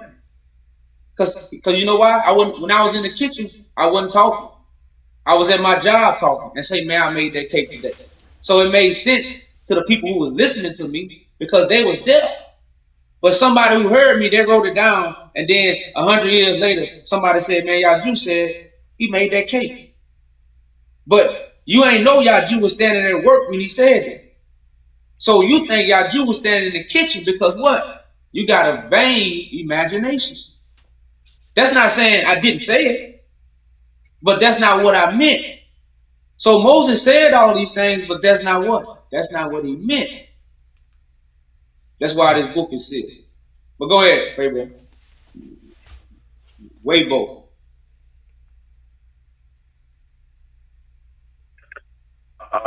You said Moses, how people rejected Moses. And I feel like if our people rejected someone, that means that they wasn't good. They wasn't good. We already do everything already, man. It's just so funny to me that, I love you, brother. I love you, man. I listen to you, you know what I mean? But I just wish you could understand this, right? We are conquered people. We conquered, right? We are conquered people. I just need you to understand that we didn't fuck with Moses. We had our own traditions. We had everything. We was a planet of peace. We had everything, brother. And I just need you to go within and understand that part, that nobody can teach someone that was already created by the Most High. We've been through wars. If you're going through wars, you could lose your heritage, you could lose your memory, you could lose your everything, and you could become prisoners of war, and then you become slaves. So I need you to understand that if we reject that shit, it came from Africa. We was already here. We didn't care about nothing that came from overseas. We didn't care about nothing that came from overseas because we already was in tune that we are the real Jews. And those of us, the people that was pretending to be Jews or not. Moses was pretending to be something that he wasn't. We were the true people, and we was fighting against melanated people that was pretending to be us, that conquered us, and now we are in the trend. We are the true people that was fighting against those people, and then they conquered us, and now we became lost people. Hey, okay. Hey, Weibo. Okay. I got you, brother. That being said, brother, I love you, and I'm gonna sit here. I sit back and listen to you. You know what I mean? But if you don't know that you conquered by people that came from overseas and conquered you, and they still brother in man. charge and they still hiding behind the scenes, Hey, then brother it's man. like If I'm doing the it's crazy. conquering, why I gotta worry about who conquer me? See what I'm saying? You're not doing You the see. If conquering. I'm listen, brother man, listen. I'm focused on the conquering part. I know I've been conquered. That's why I proclaim the King of Kings and Lord of Lords to conquer. So I'm not focused on who conquered me. That's a a So how will small we know talk. our enemy? How? How will we know our enemy if we don't know who conquered us? Hey, right now, brother, if we don't know who the enemy is, you're not Yo, woke. I just wanna If I answer gotta that. tell you, I got a if question I for gotta you tell you because who the enemy is, you're you're the not woke. Messiah. Huh? Say that one more time. If I gotta tell you who the enemy is, man, you're not woke. Bro, I am woke, but I'm trying to enlighten you, brother, that I do know That's the what I'm enemy. saying. Hey. You're on the wrong panel trying to enlighten somebody, Nah, that I'm has not a trying new to one. enlighten you. To tell you the truth, I'm not trying to enlighten you. I'm trying to, you're a reflection of me. So if I see you, if you're in a, you know what? I get what you're doing. But see,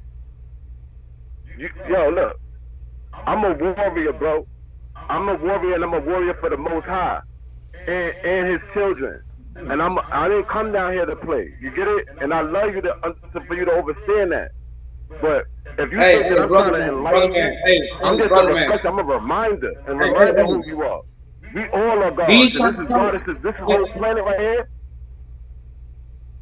Hey, these kind of talks, brother man, are really when we got boots on ground. I don't need you on the internet telling me you're a warrior and all that. Because your words don't mean nothing to me. Your words is a waste of my time if I don't see no actions. So you say you down, well then now you gotta do is show me. You less talking. We do less talking right now. We going over a lesson. We giving our people substance. We giving them a foundation about what they read. Now you just coming on here telling me that I'm not here to listen to I'm another not man telling you talk about nothing, what brother. he gonna do. I don't want you to take it I'm as here for another disrespect. man to I'm show not me. telling you nothing. Now you can show me. I'm reminding What you state you calling that. from? No, hold on. Well, where you calling from? You said where I'm calling from? Yeah. I'm calling from New York, Brooklyn, New York. So where you was when we was in New York? Bro, I'm calling from New York, East New York, Brownsville. You hear me? I'm calling from where I heard that part, Messiah but would be let us finish the chapter before we turn this into popcorn. Let us finish what we was reading. I just want you to know I love you, bro, and I'm not here to fight Hey, you. brother man, you ain't never gotta tell me that again. For one thing, I don't want another man to keep telling me how much you love me. I told you your words See, is look, I it's not don't. about that. Show See, me. now you're taking it Show as me though. now you're Yeah, taking it show as me. like that, bro. See, that's what I'm saying. Like, No, I'm not taking it like I that. don't get I'm it. just telling you how I I would don't get it. prefer things. I know you got a I'm girl, just. bro. It's not that serious. I'm not talking to you like that. I'm talking to you as your soul, a soul. Okay. It's not about All that right, gay shit that brother they man. put out here. All right, but let us move on with the lesson. You're not my Messiah. You a bitch. I'm gonna tell you that. You a bitch. You're not no real nigga.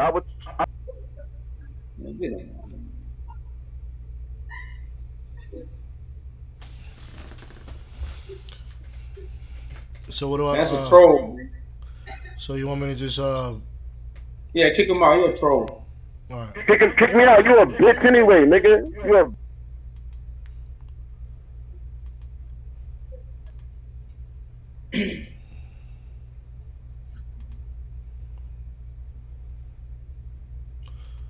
All right. Where we at? We was in verse 16. Okay. This is Jeremiah chapter 8, verse 16. It says, "The snorting of the horses was heard from Dan." This is where sure. No. Hebrews. Oh, Hebrews. Okay. Yeah, Hebrews 3:16. Talking about the Hebrews. He threw everything off. Hebrews 3. 3 and 16. All right. For some, when they had heard, did provoke, howbeit not all that came out of Egypt by Moses. But with whom was he grieved 40 years? Was it not with them that had sinned, whose carcasses fell in the wilderness? And to whom swear he that they should not enter into his rest, but to them that believe not? So we see that they could not enter in because of unbelief. So they can't enter the rest because of what? Belief. They don't believe the vessel God chose. They don't believe the vessel. This is the whole book. They don't believe the vessel God chose. So if you don't believe the vessel God chose, then you don't believe in God. That's what the whole thing about believing in God. You don't believe the vessel that God has given the knowledge and wisdom to, then you don't believe God. That's why the saying is, you don't believe. It's not. You don't reject me. Shit, this ain't my will. If it was my will, I'd probably be acting like him. That's probably what I tell a lot of them. But this ain't my will. It's the Father's will. I didn't write it. So you not rejecting me. That's why they say shake them off. You know, it don't hurt me. Because you're not rejecting me. You're rejecting sin. You know. So this is why these things say believe in God.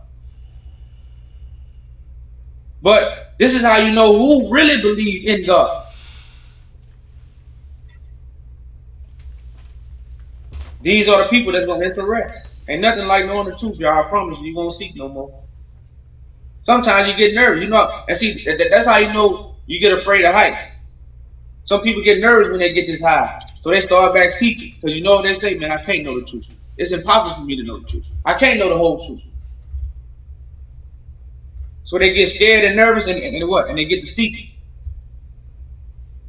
You know. But that's how much darkness we are in. We can't comprehend the light. You know. And bless those with the eyes to see and the ears to hear. You know, I just thought that was a beautiful scripture to talk about the rest, because the Sabbath day rest. It don't say Sabbath day, but it say rest. So, and I read this last scripture. I give y'all back the floor. Somebody has any questions. But if we go to Matthew 12 and 8. Now, this is why this is said in Matthew 12 and 8. Now we should understand why Matthew 12 and 8 states this. Okay. Matthew chapter 12, verse 8. And it's written, for the Son of Man is the Lord, even of the Sabbath day. Even of what? Lord, Son of Man is Lord, and even of the Sabbath day? How can this? Because the Son of Man is the what? Lord of hosts. The Son of Man is ushering and hosting God's Sabbath day. You know the one at the doorkeeper for God? So you can enter and receive the rest. That's why I say if you don't enter this door, you a thief and a robber. So this is why this verse is saying, because this will be that voice at the door telling you what? This is the door to enter. It says, so for the Son of Man is Lord. So when you see the Lord of hosts in the scriptures and the prophets, it's talking about the Son of Man that God has chose to host the Spirit, the Lord of hosts. And this is the one that's hosting God's rest, like Moses was. Moses was the Lord of hosts. He was hosting the fathers. He was hosting the Sabbath day for God. But they didn't want to listen to Moses. So guess what? They didn't receive God's Sabbath day. So what's going on right now? God got a Lord of hosts on the earth. And if you don't receive what? The message that's coming from what? The Lord of hosts, then you won't enter the Sabbath day.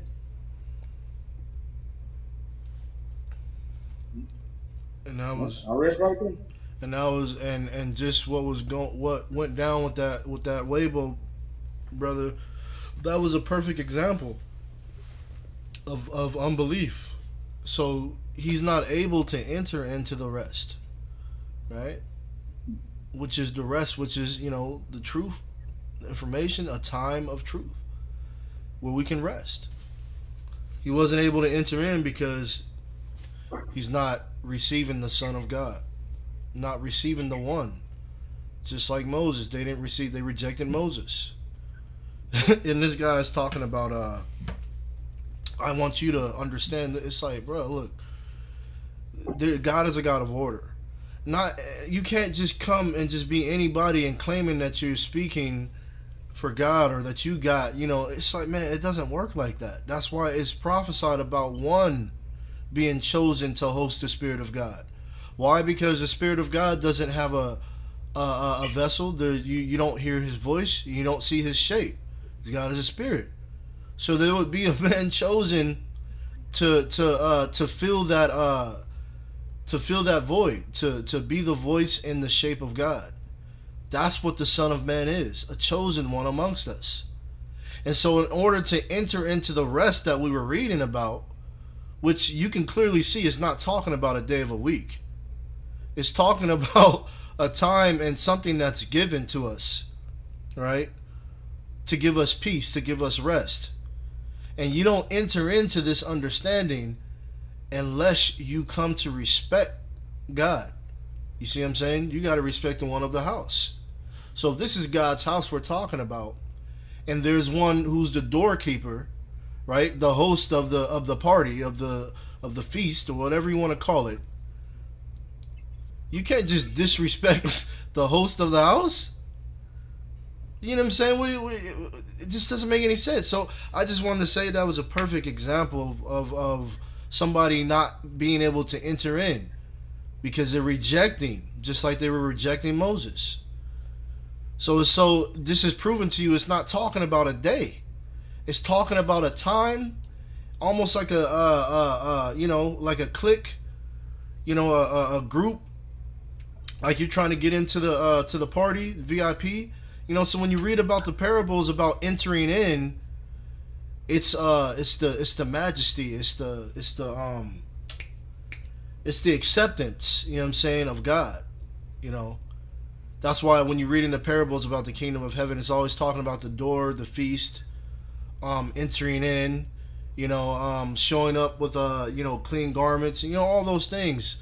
It's about getting in good with God. You ever heard the term I gotta get in good. I gotta get in.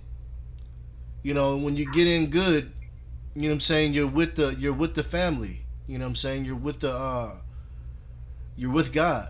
So you gotta be worried about getting in. So that's why it's written, we should labor to enter into this rest. So this is what we should be worried about. But first you gotta understand what is speaking on this wise, which means you gotta understand what the Sabbath is. It's an appointed time. It's not a day of the week. It's an appointed time that you would have an opportunity to get in good with God. That's why it talks about entering in. So maybe we can go back to that. Do you mind, King? Maybe you can expound a little bit on that, if you don't mind. Just going back to Hebrews 4. The first verse, it says, Hebrews 4:1, let us therefore fear, lest a promise being made left of us entering into his rest. So his rest is, once again, the Lord of hosts. When it's talking about the Lord, it's talking about the one who hosts the Lord's Spirit. So he is Lord of the Sabbath, right? He's the gatekeeper, Christ Yaju. So, and many of us are witnessing to you that he holds the wisdom and the information that has come from heaven, which is the bread of heaven. So this is not a game. This is actually prophecy unfolding of witnesses revealing to you that Christ is risen. Right? So this is not just a group or a religion. No, this is not. This is the prophecy sounding in the last days. But I digress from that. I'm just bringing out that entering into his rest means that we have to acknowledge God by worshiping God in spirit and truth. And we do that by accepting the Son of God, by accepting the one in his words that is basically representing God. He's representing the Spirit of God. Because God, you haven't seen God. You haven't seen his shape. You haven't heard his voice. That's what's written. And so now that God speaks, you can miss him if you don't worship him in spirit and truth, which is to acknowledge the man who speaks for God. So this is how we enter into the rest. And it says, any of you should come short of it. You know, so we got to be worried about truly getting entering into the Sabbath. And you can see what we just read. It talks about not entering in. God was serious. He is written that they will not enter into my rest. So this is not, you can just see clearly, it's not talking about a day of the week. This is something else. The rest is the kingdom of heaven. And if you want to be a part of this new heaven and this new earth, you better get in good. You got to get in good, meaning, you know, you got to get with the crew, man. You got to get with the prophecy and the understanding. Enter into the Sabbath.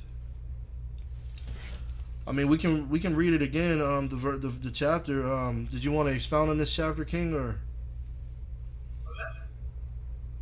You know, it's really a good chapter to read. It ain't too much to expound on. But you know, yeah, we could definitely kind of, I guess, read. Stop at verse. I stopped at 11. Okay. Right. All right. So. Yeah. All right. Well, verse 2. It's written in verse 2. For unto us was the gospel preached, as well as unto them. But the word preached did not profit them, not being mixed with faith in them that heard it. That's deep. Because faith come by hearing, man. That's another thing. Not by sight, by hearing. So what have we heard to give us faith in God? Nothing. That's why we do the tradition so much. Why do you think we hold on to this book so much? Because we ain't heard nothing that truly give us faith in God. The book tell us God gonna be with us. The book never told us God was in this book. But we'll put this book on our dashboard. We'll sleep with it. Because ain't nobody told us nothing to give us true faith in God. It's hard to let this book go, y'all. I've been a witness of it. I've been a witness of it, y'all. My journey, this book is man. So, but it says, for unto us was the gospel preached, as well unto them. But the word preached did not profit them. Like my brother man said, we got a good example just came up. Didn't care, didn't consider, don't give a damn, just cunning. You know, on here like a little fox.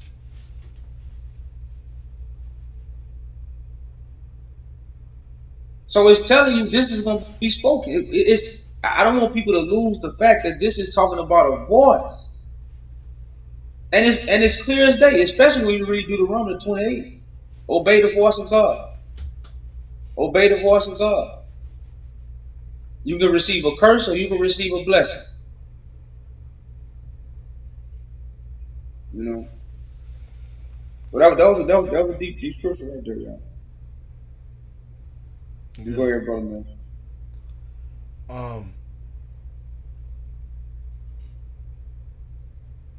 Yeah, so hearing the voice, like the Messiah said, hearing the voice.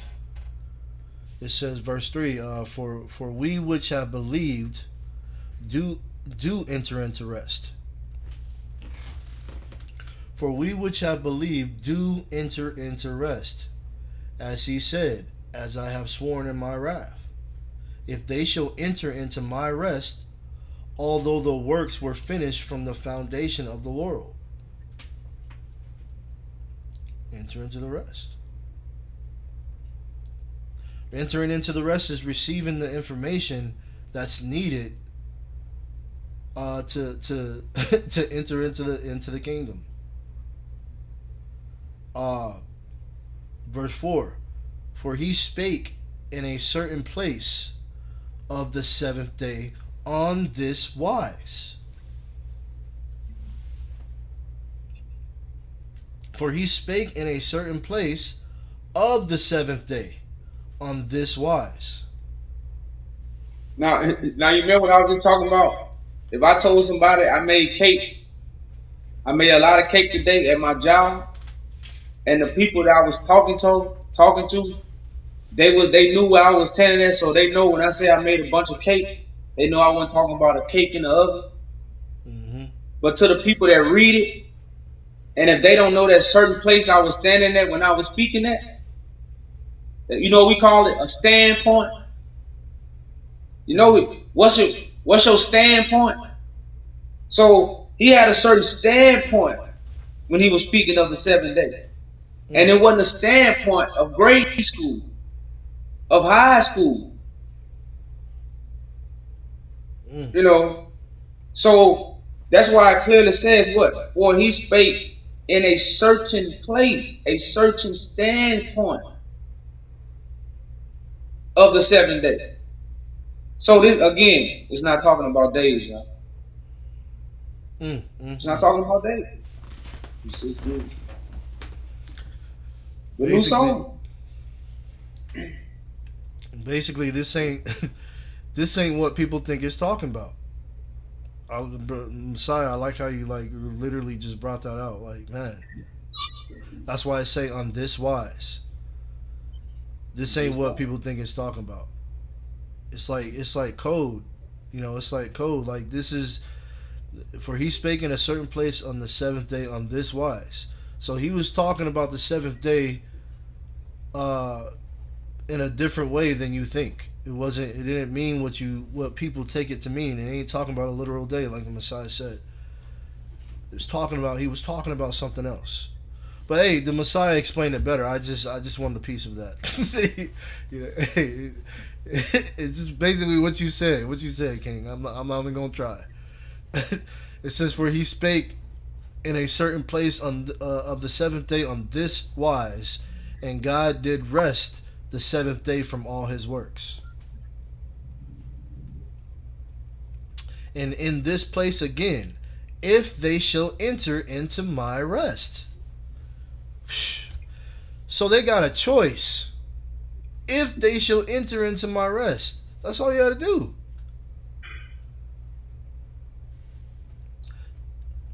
Verse 6. Seeing therefore it remaineth that some must enter therein, and they to whom it was first preached entered not in because of unbelief.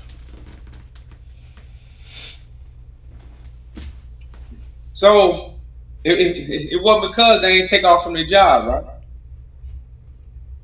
Because they got some people go to work on a Saturday, but guess what? They at rest. Mm-hmm. They got some people put gas in their car on a Saturday, but guess what? They at rest. And that's why I keep bringing up the man that picked up his bed and walked. You know what I'm talking about? Oh yeah. He picked up his bed and walked because he was at rest.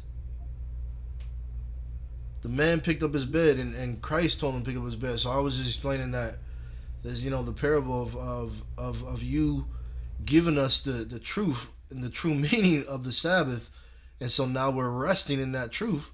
That's why we pick up our bed and walk. We're not laying down and believing something literally anymore. You know, we're not believing this vain idea of what the Sabbath is, but you've given us the truth, so now we're actually truly entering into the Sabbath. Even though it may look like we're breaking the Sabbath to people that think it's a literal day. You know, that's why he was told to pick up his bed and walk. That's the parable of us. They try. So when you see us on the grocery store, hey man, it's a Sabbath day, bro. I'm at rest. What are you talking about? Man. Yeah, man, it's Them bonds, man, them chains, them lies. Man. All right. Verse. So some entered in, some didn't enter in because of unbelief. In verse 7, again, he limiteth a certain day. He limiteth a certain day, saying in David, today, after so long time, as it is said, today, if ye will hear his voice, harden not your hearts. Today, if you will hear his voice, harden not your hearts. So, like the Messiah said, this is talking about a voice. It's about hearing the truth. This is how we're entering into the Sabbath, into the rest. It's to hear and receive, so we can be at peace. Verse 8, for if Jesus had given them rest, then would he not afterward have spoken of another day?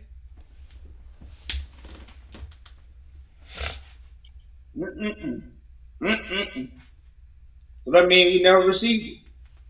We never entered it. We never received it. We never entered it. Go right along with verse 4, King. That go right along with verse 4. For if Jesus had given them a rest, then would he not afterward have spoken of another day? So this is talking about the seventh day on a different level of understanding. This ain't talking about a literal day of the week. Verse 9. There remaineth therefore a rest to the people of God. So this is something that other people ain't getting and are not able to enter into, but the people of God are resting. So it's not a day of the week, it's a mindset. So this is why the man that picked up his bed and walked was not, they were tripping on him because they couldn't understand that he was in rest now. So this is what's representing us. They tripping on us. They can't see that we at rest. Because why? Because we heard the voice. So we resting in the truth. But it's almost like, man, how you getting up going to work every morning? Because, man, deep down, people want Christ to be back. It's almost like a retirement. Christ is a retirement for everybody. It's like, it's the spiritual work that we keep seeking. We keep wondering. We want to know. We longing for. It's a certain rest that you just, you be out in the world with no care because you don't know. When you don't know, you don't care. But once you become conscious, you start to what? Care. Now we are this generation that have became conscious. Now we care about the truth so much. We want to find it so much. We want to find it so bad. So we'll start fitting in. With things. So that Sabbath day rest was, man, is everything. The Sabbath day rest is everything, y'all. I like how you said that, King. You said retirement. Christ is the retirement. So yeah, like retirement. That reminded me of Galatians 5 and it said where it said Romans. I think it says Christ is the end of the law to those that believe. No, Christ is the end of the law for righteousness to everyone that believeth. Mm-hmm. Does that sound like that's does that sound like what it's talking about? Oh, you have to read that for me. Say it again. I can get it. Christ is the end of the law to righteousness to everyone that believeth. Christ is the end of the law to righteousness to everyone that believeth. Yeah, for righteousness to everyone that believeth. Okay, well, yeah. Because like I say, you'll fulfill the law then. Yeah, because you'll see the image of the fulfillment. Look, this is. Oh, go ahead. Well, no, go ahead. I don't. This wasn't it, but I had something else that goes along with it. It's written in Romans 4. Romans 4 and 3, and it says, "For what saith the Scripture? Abraham believed God, and it was counted unto him for righteousness. Now to him that worketh is the debt is the debt. I'm sorry. To him that worketh is the reward not reckoned of grace, but of debt. But to him that worketh not, but believeth on him that justifieth the ungodly, his faith is counted for righteousness." Deep. Deep. Even as David also describeth the blessedness of a man unto whom God imputeth righteousness without works. So the people that are resting are righteous. They ain't working. The people that are not working are considered righteous. And the people that's working mad that the righteous ain't working. Right. It's almost like a real job. You going to work every day, and you see somebody that's not going to work. That makes somebody mad. But that wasn't the one I wanted to get. But that was beautiful though. If I could just get that one real quick, so I can. This is my point. And we're not talking about 9 to 5 now, y'all. Huh? Yes. You gotta let them know. I know you said it earlier. We ain't talking about no 9 to 5, man. I'm just letting them know that ain't the kind of work. We talking about that seeking information. Right. You know.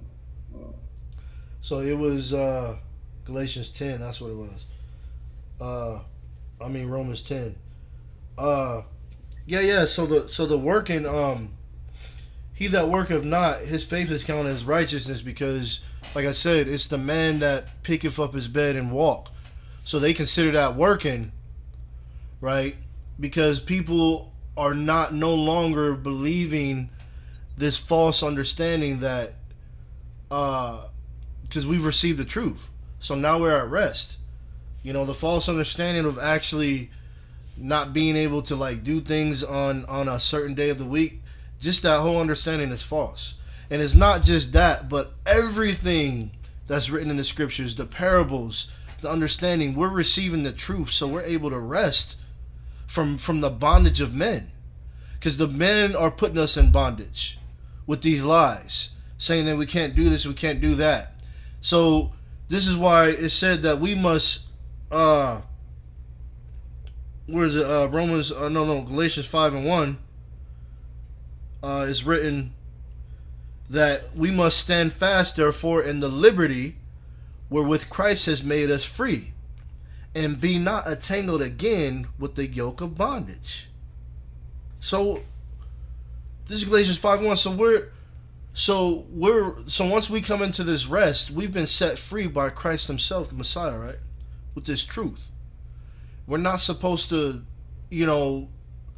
allow anybody to pull us back into the mindset of lies, which is bondage. We're in spiritual Egypt, which is a mindset of bondage, to these lies.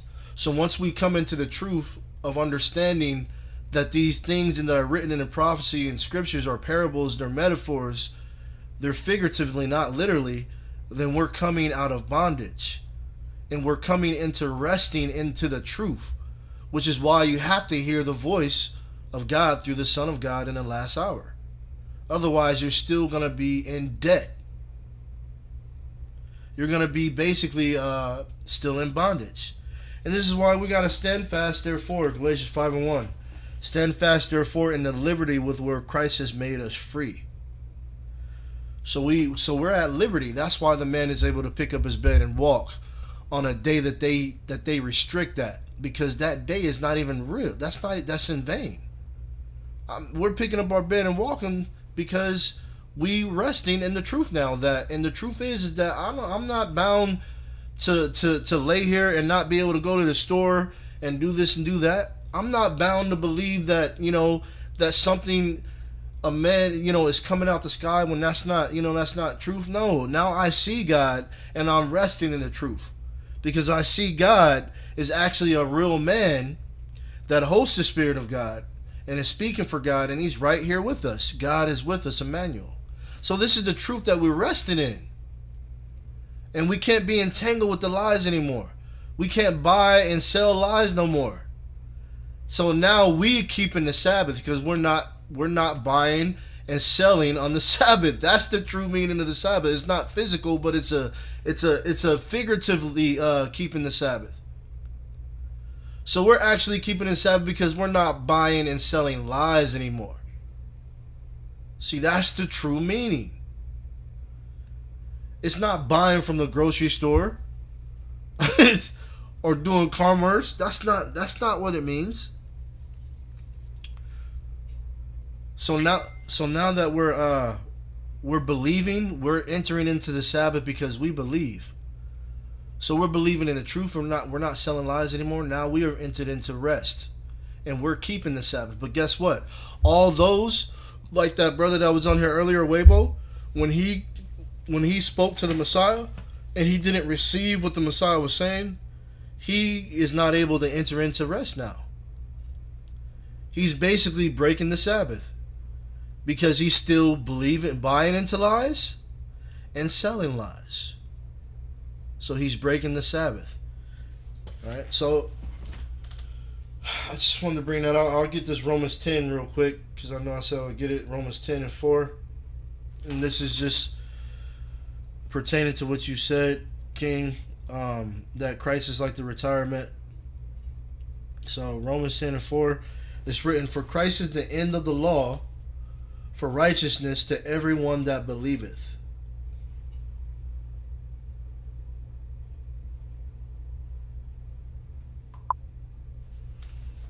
Christ is the end of the law for righteousness to everyone that believeth.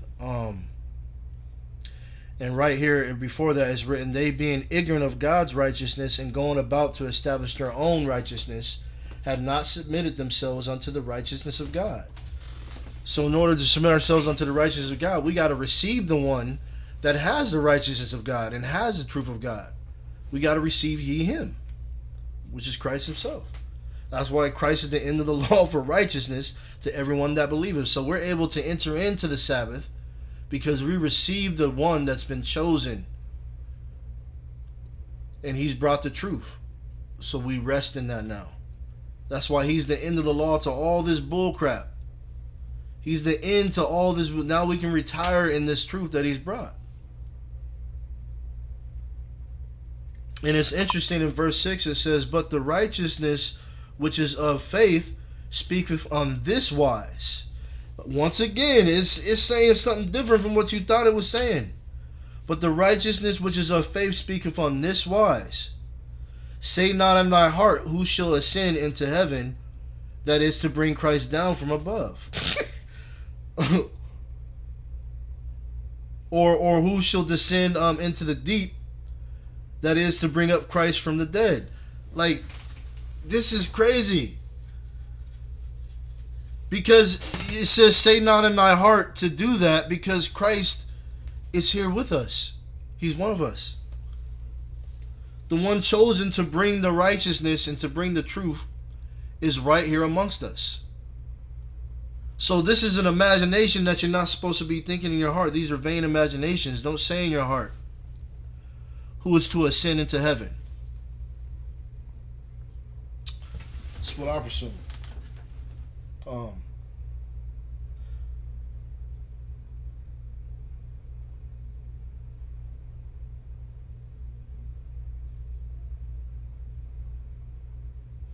So, I guess I gotta read the rest of that to kind of like give it a.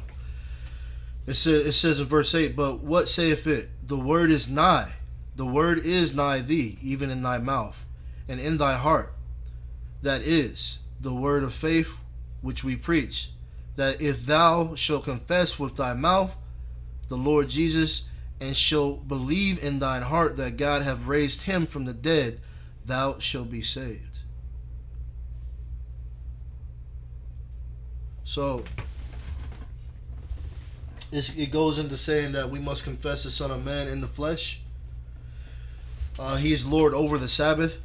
So to enter into the Sabbath, the Sabbath, we have to receive that man, and that's why it's written that we must worship God in spirit and truth, which is to acknowledge God through the man that speaks for God. So we have to confess him in the flesh. You see, we have to. He's the doorway to the Sabbath, which is the truth. And in order to rest in God and rest in, with God, we have to acknowledge God. And that's what it's all about, is receiving the one that's been chosen by God, the high priest.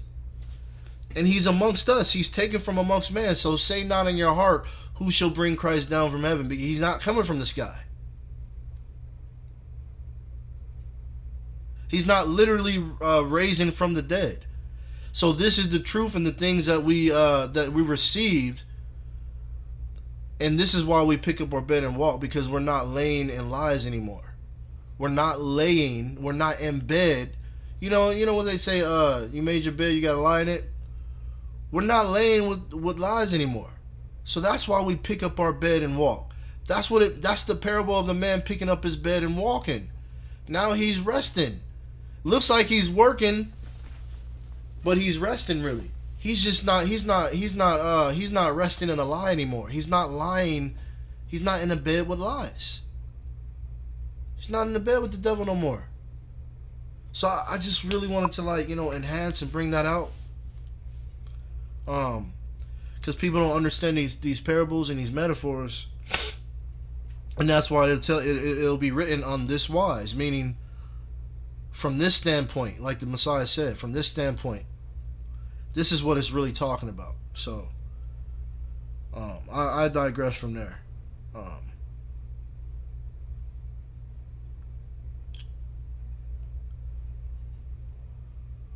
Don't nobody have none. I want to get Psalms 127. And this going to be a cold little chapter right here, y'all.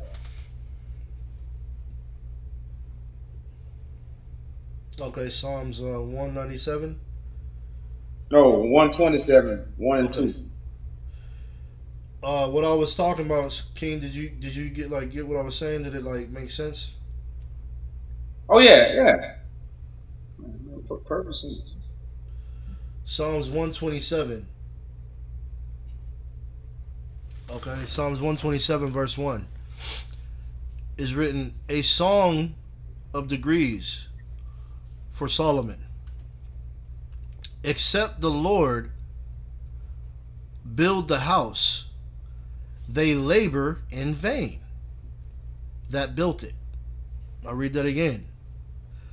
Except the Lord build the house, they labor in vain that built it. Cold verse right there, y'all. Except the Lord build the house, they labor in vain that build it. Except the Lord keep the city, the watchman waketh, but in vain. Now we got to stop right there. How many people walk teaching the Bible? But what? It's in vain. Because they not who? The Lord. How many teachers out say they building the kingdom of God? But they doing it in vain because they not what? They not the Lord. So what they doing? Sitting in seats that they're not supposed to be sitting in. And this will make them what? An antichrist. They doing it what? Without the Lord. They anti. They don't have the Lord. Word, brother man. Except the Lord keep the city, the watchman waketh but in vain. Verse 2, it is vain for you to rise up early, to sit up late. It is vain for you to rise up early, to sit up late, to eat the bread of sorrows, for so he giveth his beloved sleep. The rest. You know, and then it's crazy how we talk, y'all. You know how we doing something right, man. I sleep good at night. I sleep good at night. I can. And see, I'm from the country, so I can hear my brother saying it like it's yesterday. Man, I sleep good. I don't lose no sleep. This is Hebrew language. So those who don't follow God, what do? They lose sleep. They get up early and they stay up late. So they ain't sleeping. They got no rest.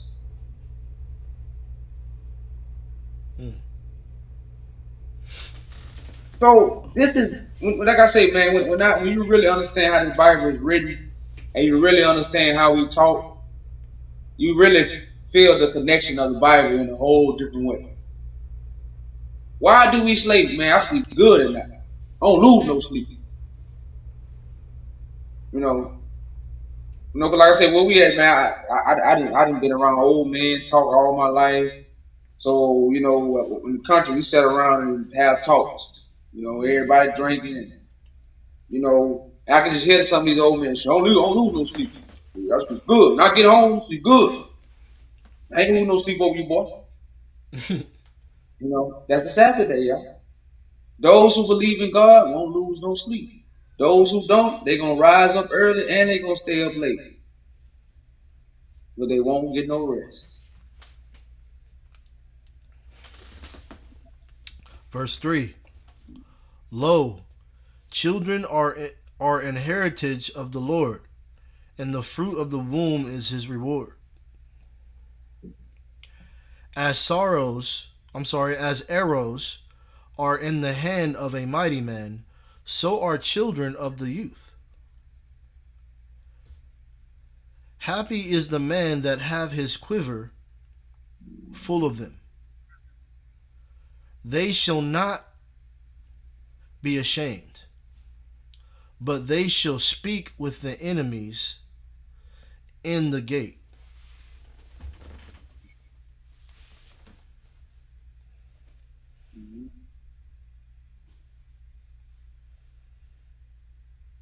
Not be ashamed. Well, yeah, y'all, like I said, that was, we got many people who have rised up early. They have woke. They have went out to teach. They went out to gather. And they doing it all in vain. Because you go up to him, where the Lord at, man? Oh, he coming back. Well, what you doing? where your instructions come from? Vain imaginations. Because you know what they say? Christ sent me out to preach. Christ sent me out to teach.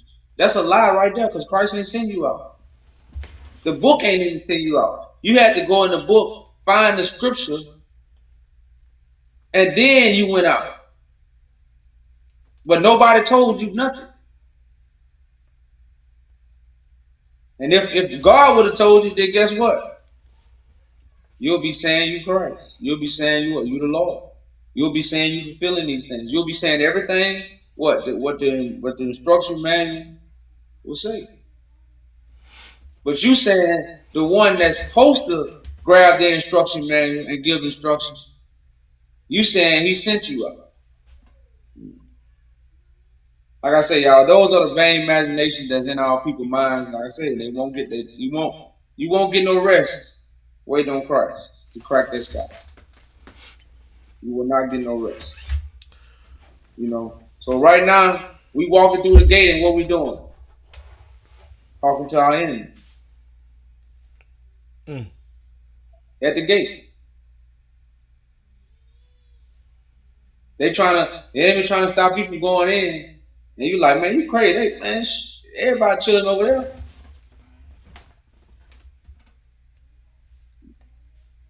That's what we had as a people, y'all. Dark waters. I want to respond to this comment. Redemption Corner said, so according to your logic, when the Creator rested on the seventh day, he rested from lying? Question. Who laugh out loud. So, brother man, what you don't understand is that these things are that are written are parables and visions of the future. So when you read about the creation story. You already have a doctrine that's stuck in your mind to according to how you're gonna like interpret that have that interpretation of what's written. That's why there's no private interpretations of the scriptures. There's only one interpretation, and it comes from the Son of God, the Christ that was chosen amongst us to speak for God and to unseal the book, unseal the meanings, the true meanings of what these scriptures are saying. So understand that when you read about the creation story, you've been given a false understanding. So you think it's talking about the Creator creating the beginning of mankind, but that's not what it's written about. That's why the scriptures that we're bringing out, it keeps saying this was written on this wise, meaning this is the true understanding. So you got to understand that it's talking about something else, not according to what men are interpreting. Then there are private interpretations. So the creation, if the Son of Man, the Lamb of God, is the Lord of the Sabbath, then creation starts with him. The rest starts with him. This is why he's Lord over the Sabbath. So when it talks about God resting from his works, and so must we do the same, it's talking about, it's a vision about the Son of Man creating a new heaven and a new earth. And after he's done bringing out this creation, which is the truth, we are supposed to rest in it. We're not supposed to be building anymore. We're not supposed to be buying. This is the true Sabbath. We're not supposed to be buying or selling, so we're not supposed to believe in anything else. We're supposed to rest in what the Son of God, the Lord of Sabbath, have created. And we're supposed to rest in that. So the creation story is talking about men in this generation, in this time, being made in the image of God. So the creation story is now. It's not a past. So this is where you err. So you think that it's talking about God creating mankind. No, that's why you're laughing. You put laugh out loud because you don't understand the parable. It's a parable and a vision. So no, God was not resting from lies. You just don't understand that the parable is speaking of now. The creation story is now. Meaning a new heaven and a new earth are being created with the truth. And we're supposed to rest in that. That's why Christ is the Lord of the Sabbath. He's the creator. That's why it says all things were created for him and by him. Meaning he's building a new heaven and a new earth. And when he's done, we're supposed to rest in that. That's what it means that we shall rest from all of our works like God did his. So you're not seeing that the Son of God hosts the Spirit of God. So he represents the vision in the parable that's written about God creating in 7 days. That this is basically, there's a reason why this 7 it's a parable. The 7 days is representing the complete understanding. That's why it talks about 7 seals being unsealed. It's not talking about literal 7 days like the days of the week. It's talking about a time of information of complete understanding that will be given and unsealed by the one himself who hosts the Spirit of God. That's why it talks about 7 days. And at the end of that 7 days, God rested. So we're supposed to rest in the complete understanding, because 7 means completion, the complete understanding that God has given us through the Son. Now, if you don't understand that, I don't know how else to tell you. Because that's the parable. That's the meaning. So you got to cast out everything that you've been told as far as doctrine. The devil deceived the whole world. And you won't get it until you humbly cast out everything out of your mind, empty your cup, empty your plate, and come and receive the bread from heaven. Come and eat the flesh of the Son of Man. Come and drink his blood. This is how you will get that. So, I mean, I can explain it to you again, but I don't know if you're going to get it. Like I said, your mind is stuck carnally believing in something that's not reality. So we're not talking about the beginning of mankind. It's not written about. But what is written about is a vision of the future, of a time that we would receive truth and we would rest in truth forevermore, and that day is labeled the Sabbath day, or is labeled the rest. It's not a physical day of the week. So once again, the creation story is about Christ, the Son of God, creating a new heaven and a new earth, meaning a system of truth other than this system of lies. Creating a system of truth that we can now rest in forevermore. And the works was Christ unsealing the 7 seals. So 7 days represents Christ doing all the work to unseal the prophecies and the meanings to us. That's why it says he would loosen the 7 seals. So the 7 days represent him loosening the 7 seals, and the work represents all the knowledge that he's acquired and it has been given, because he hosts the Spirit of God and he's given it to us, and now we rest in it. So we're supposed to rest from our works, from searching from the truth, and stop buying and selling on the Sabbath day, which is a time of truth. So we're not supposed to be selling lies or buying lies anymore.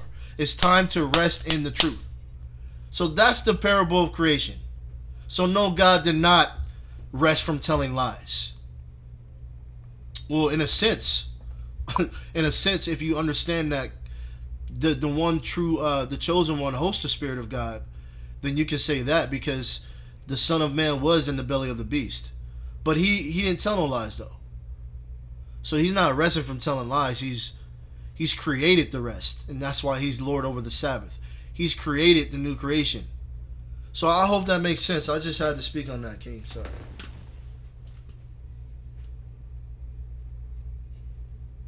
And that was to Redemption Corner.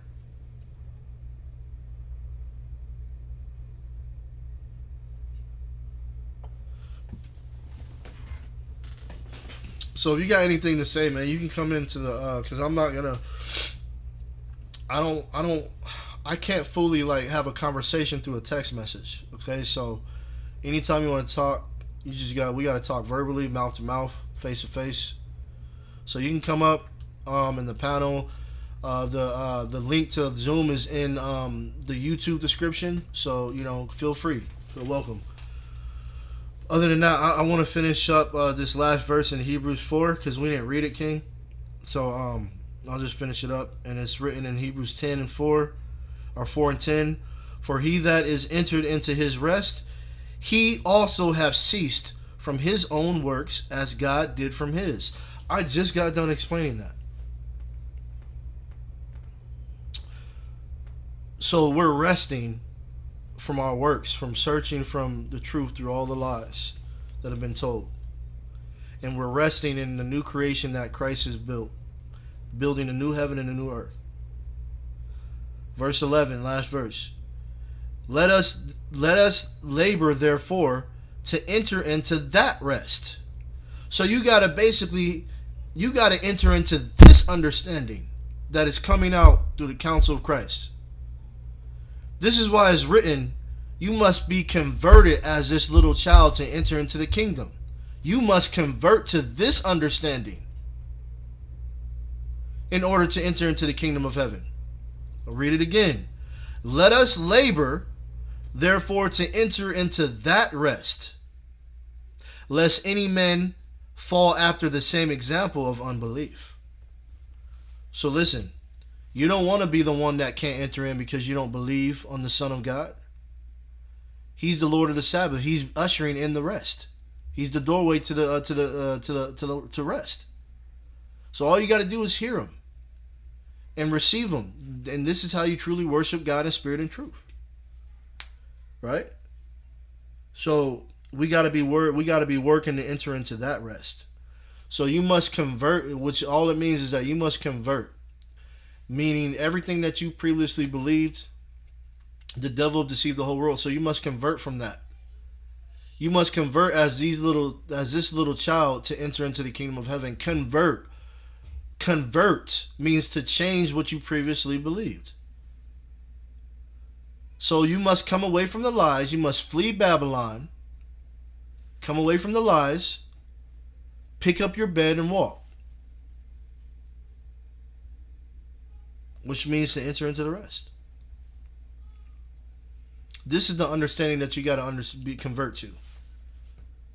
And be working to enter into this understanding. So, I yield on that.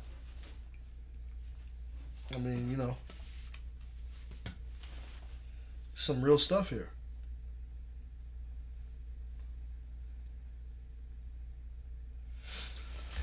We haven't heard from any of the family members of the council, so you know, the brothers, sisters, the panel is open. I don't know if you guys had anything to bring out or respond to.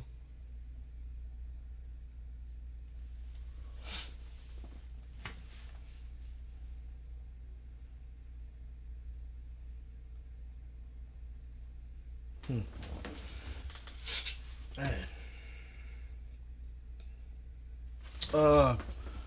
Sister, let me know if I'm saying your name right. Sister Talila? Talia. Talia, I gotta remember that. Talia. Were these, you know, just so far tonight, what's coming out, has things been making sense to you? So much. Yes. Yeah, a lot. Thank you. Yeah. I mean, I did have one thing I was wondering. It's a little bit off topic, but I was wondering about people that we knew who had passed, and like what's up with that? Like, do they just like become one with God, or they like in the underworld? Like, what happens? Like if I think I'm talking to them, is that just some like lowly spirit trying to mess with me? Like, I was really curious about that.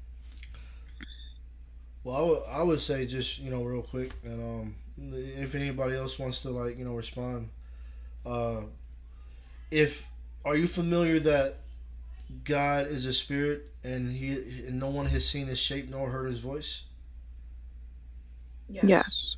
So that doesn't mean that we won't ever hear his voice, but in the form of him being a spirit, we don't hear his voice and we don't see him because he's a spirit. So he has to possess the Lord God, the Father of spirits, but possess a vessel to speak through.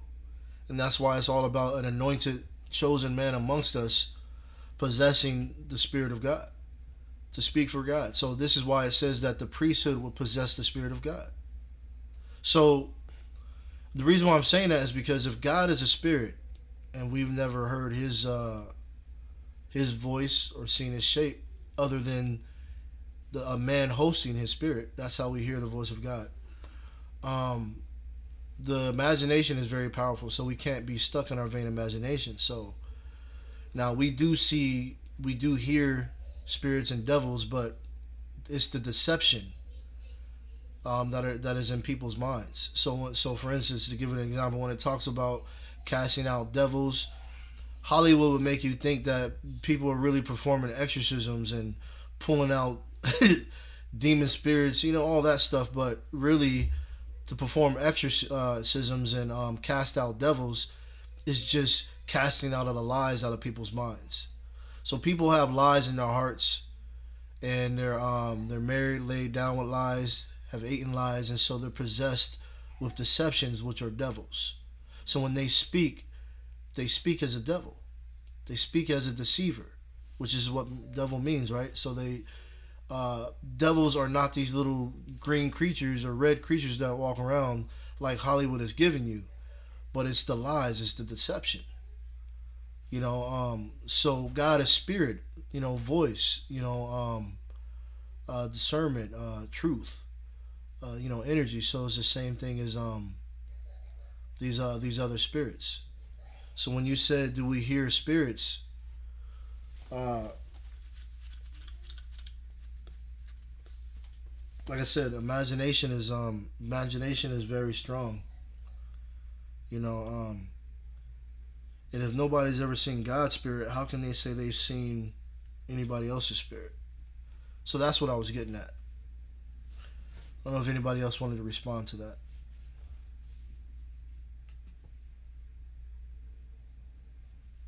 Well, thank you. That helps a lot. A lot. Thank you.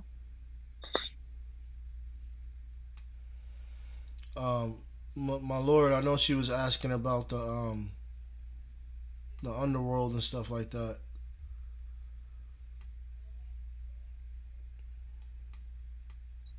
Well, when it do come to leaving this world, that's even a mystery to me myself because I never experienced it. Now, the Bible does talk about a regeneration.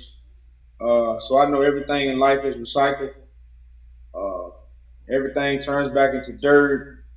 So some stuff, just out of my hands when it comes to, death or, even being born.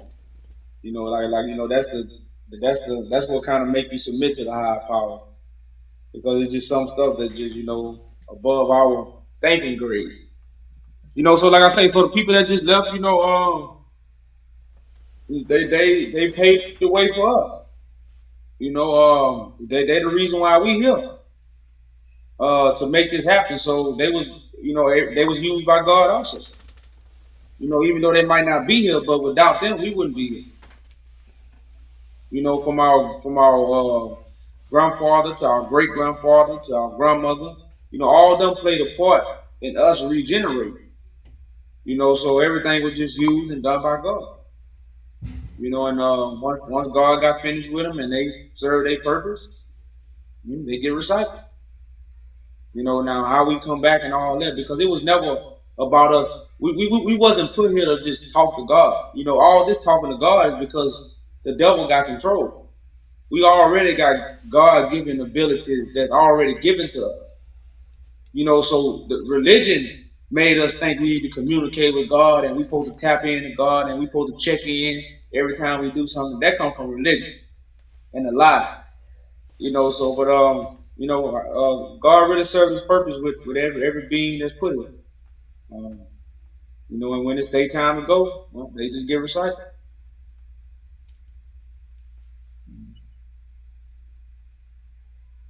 Thank you. Thank you. That was helpful.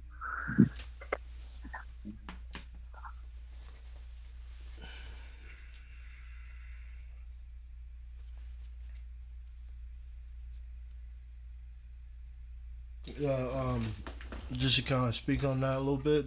Yeah, that's another mystery, but it's also another vain imagination in people's minds because they've created all kind of private interpretation or vain imaginations of what that is.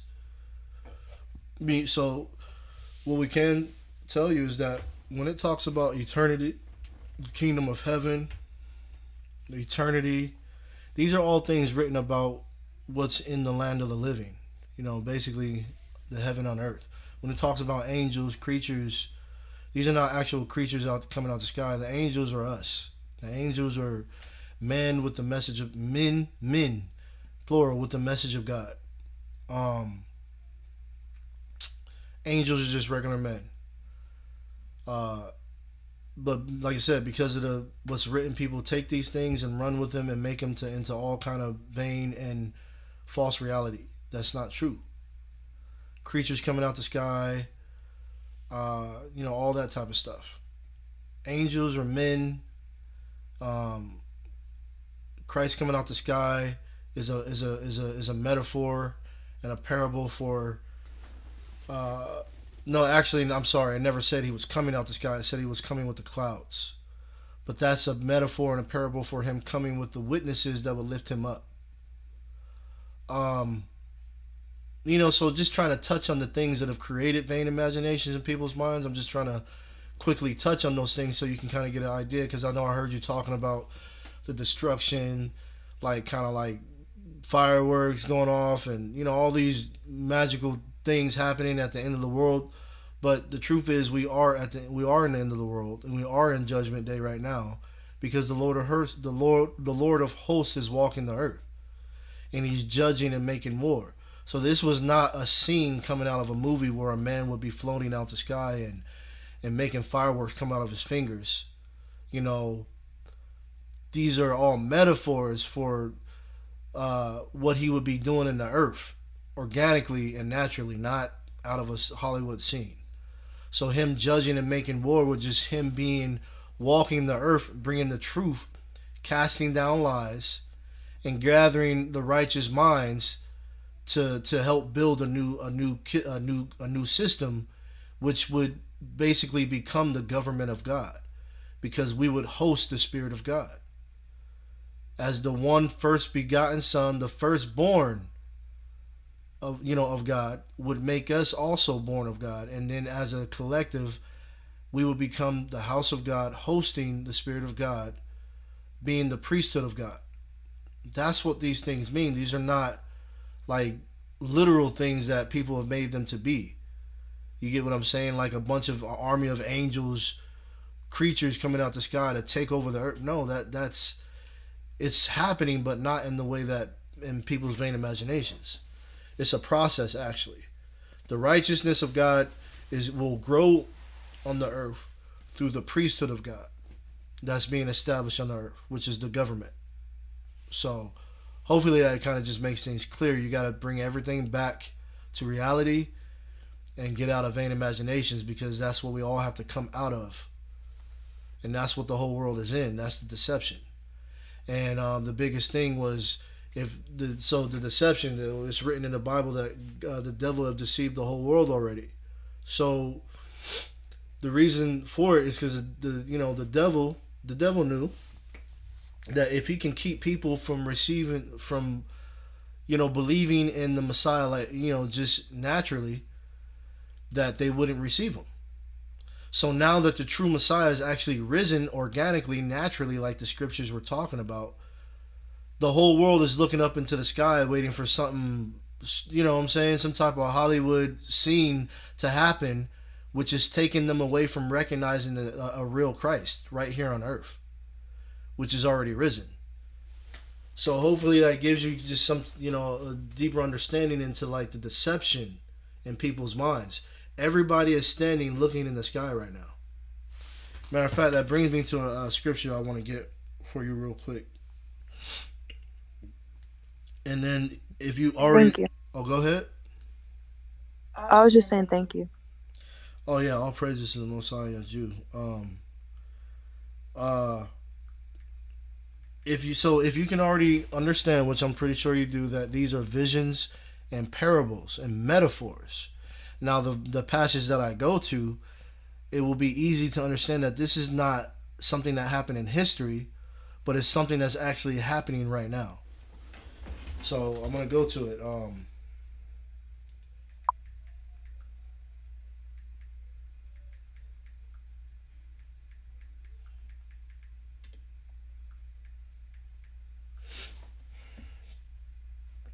It's Acts 1 and 11. Okay,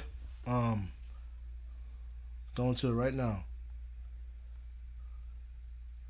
And so I'm gonna kind of dialogue with you a little bit so I might ask you a question or two just to kind of make things make sense. So Acts 1 and 11 is written, "Ye men of Galilee." I'm sorry, I'll start at verse 9. And it's written, remember visions and metaphors. So it's written, "And when ye had spoken these things, while they beheld, he was taken up, and a cloud received him out of their sight." Now, most people will say that Jesus was caught up into the sky, right?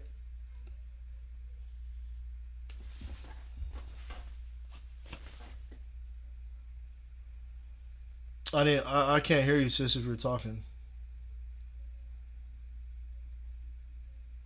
Right. Okay. So remember, these are visions and metaphors. So, and when he had spoken these things while they beheld, he was taken up, and a cloud received them out of their sight. So they think that this actually happened in history. And and physically a man floated up into the sky. But when we read between these lines, you're going to see like people believing that makes no sense. It says, and while they looked steadfastly toward heaven as he went up, behold, two men stood by them in white apparel, which also said, Ye men of Galilee, why stand ye gazing up into heaven? So, first off, if you and I were standing and a bunch of other people were standing right there in the field and we seen a man floating up into the sky, do you think that there would be anybody there asking us why we're looking into the sky? Wouldn't that be a stupid question? Right. Right. So if a man was truly floating up into the sky, everybody would be looking. Nobody ain't gonna be there asking the next person, "Hey man, why are you looking in the sky? What's going on?" That's not gonna be that, because everybody's gonna be looking, right? So you got to begin to see that this is a vision, first of all, of today, and it's a metaphor, a parable, a prophecy of what's happening today. So, and while they looked steadfastly towards heaven as he went up, two men stood by them in white apparel. Now, understand that these two men that asked the question, "Why are you standing looking into the sky?" Guess who those men are? Or guess who those men represent in the parable? Beside the Messiah, Yeah. his saints. Oh, absolutely. There you go. These two men represent the messengers, the angels, Christ and the angels, standing here asking people in the world, "Why are you people looking up into the sky?" So this is a prophecy about us. It's a vision about what's happening right now. It's not it didn't happen in history, it's happening now. So we are the two men which represent the angels, which are just the messengers. We are the messengers asking the world, the people, "Why are you guys standing looking in the sky?" Christ is not coming from the sky. He's coming the same way he was taken, which is from us. So the way that he's coming is just, he's going to be risen amongst us.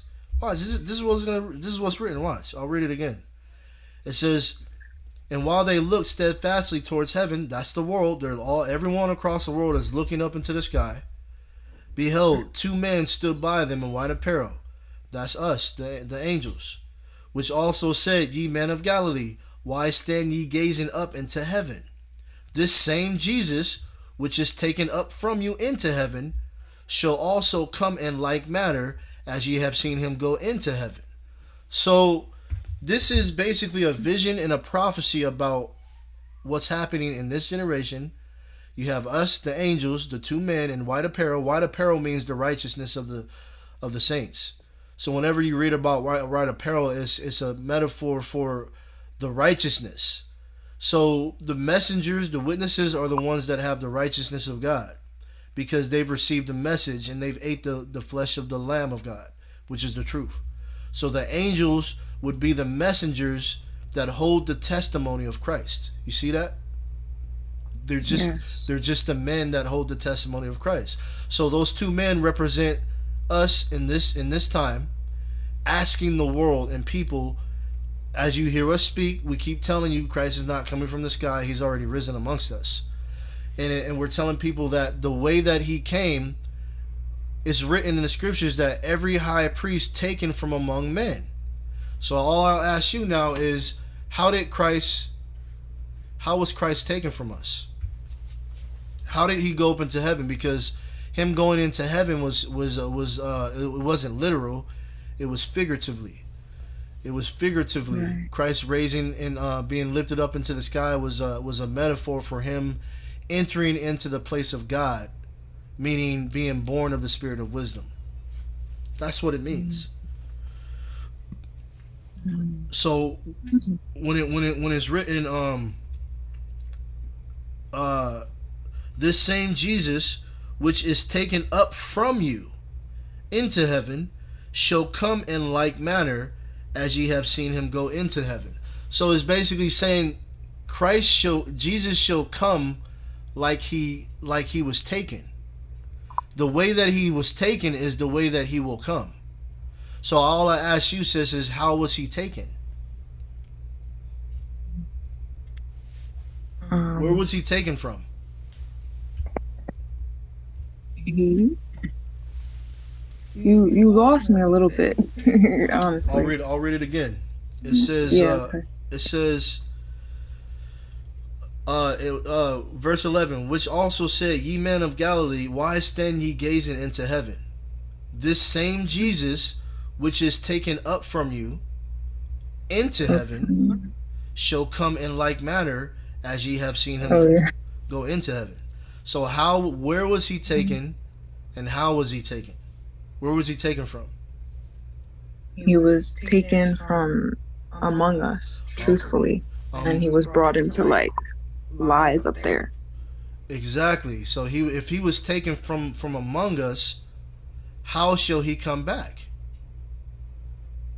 All right, so I'm gonna read it again, and then I'll ask you that question. So you already said that he was taken from among us. So it says, so shall he come in like manner, which means the same way.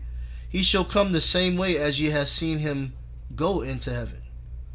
So if you say that he was taken from amongst us, how shall he come? Because it's the same way. Right. From amongst us. From amongst us. There you go.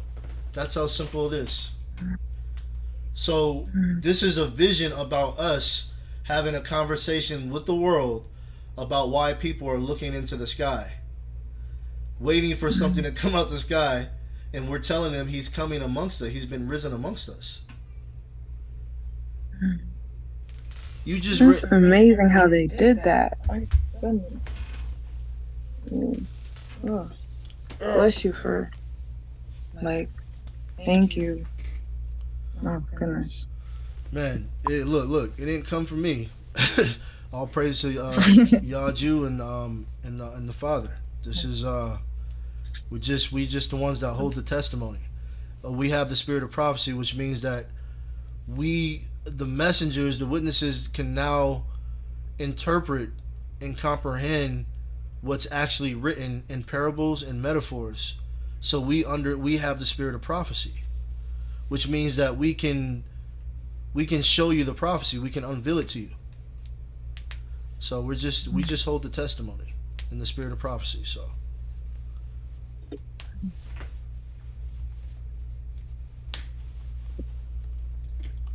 but hopefully that helped you, just understanding how these things are not literal, sis. So when we talk about heaven and hell and angels and natural disasters and judgments, whenever it's talking about natural disasters, it's talking about judgments.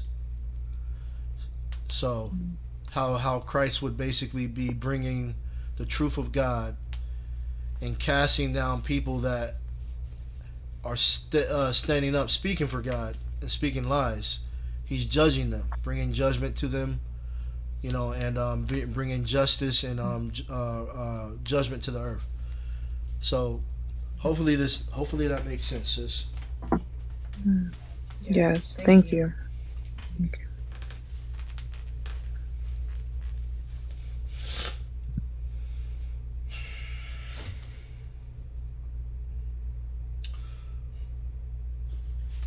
Well, if we didn't have anything else, I'm not sure, my Lord, if you had anything else to bring out. The panel's been kind of quiet tonight. Any of the council want to bring out anything, or? I had some scriptures. I'm sorry I wasn't able to bring them out earlier though. But if it's okay, but if not, I can wait till another time.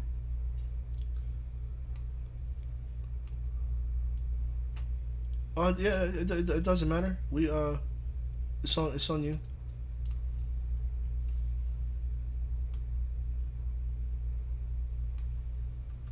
Okay, yeah, they were just about the title. Okay. And the first one, I'm sorry, I can go to it.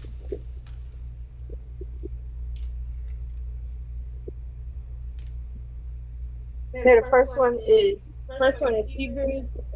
Sorry, Hebrews 10:1. It says, "For the law, having a shadow of good things to come, and not the very image of the things, can never, with those sacrifices which they offer year by year continually, make the comers thereunto perfect."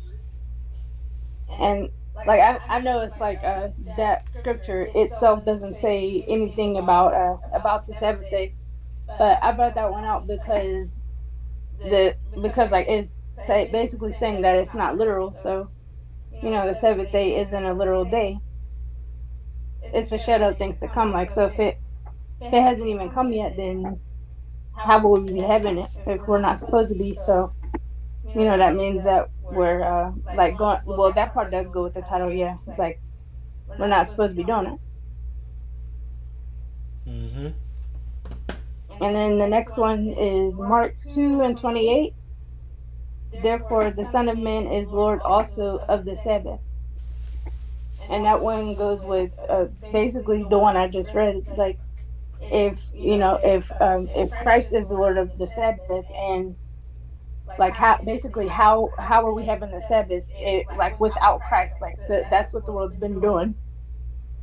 Like, and then if it's a shadow of things to come, then they're doing it without Christ. So they're not supposed to be doing it until He shows up. Right. Absolutely. Right. And the next, I'm sorry. No, I was just agreeing with you. Yeah, it's people are they got it all backwards and twisted, and there's no order. There's no order, so everybody thinks they can just stand up and speak for God, and it just doesn't work like that. That's why the prophecies are here about the one that would come to speak for God and usher in the Sabbath, which you brought out. He would be the Lord of the Sabbath. But people, like I said, the deception is that people would already think that Christ is coming from the sky, so they would miss and not even see the true Messiah being risen from among the people. And I hear the Messiah say all the time that the CIA, which is is facts, have tried to stop the rise of a Messiah from amongst us. I mean, it was written in their files. It was written in their files that were taken from their offices. So basically, the devil had deceived the whole world to take people's attention off of the real Christ rising from among us. And so people are looking into the sky, waiting for something that's never coming.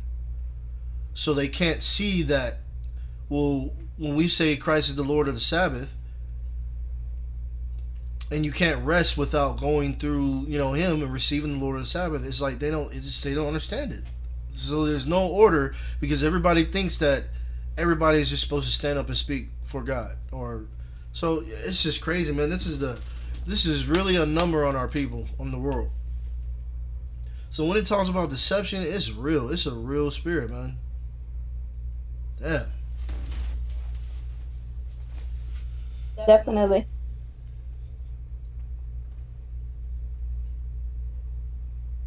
Well, go ahead, sis.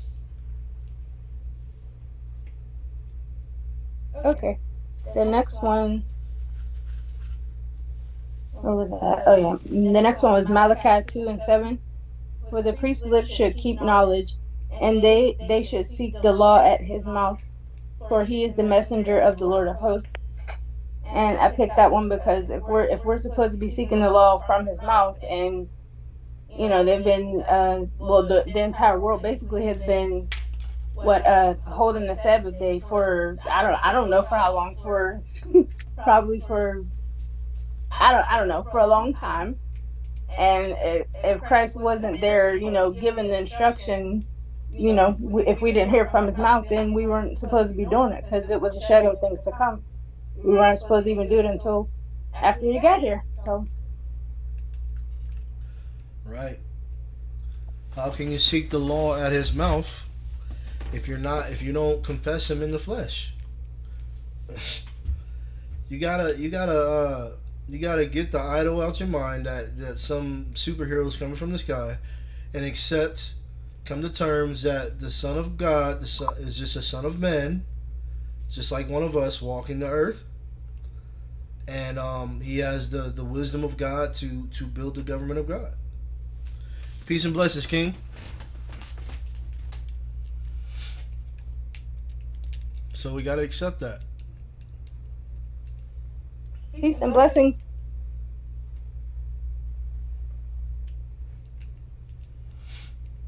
We got to accept that.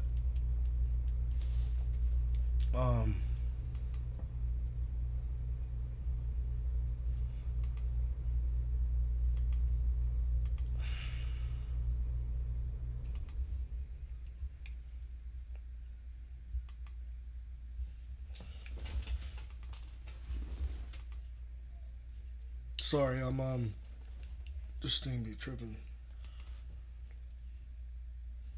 I was just saying that we have to accept that we have to accept, well, people got to accept that the what's written in the Bible really are parables and visions and metaphors of everything that's natural and organic. It's not anything that Hollywood gave you. It's none of it. None of it is anything that Hollywood gave you. So we got to come to terms with that, right? We got to come to terms with that so that we can truly understand, what the Sabbath is, or understand the truth, period. So people's minds, we just got to bring their minds out of vain imaginations. That's why it's written, vain imaginations must be cast down. And that's the work. We're fighting demons and deceptions in people's minds. And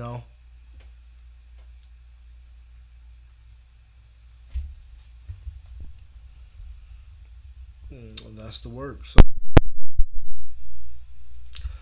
once again, the title for tonight's broadcast was an open discussion on what the true meaning of the Sabbath actually was or is, and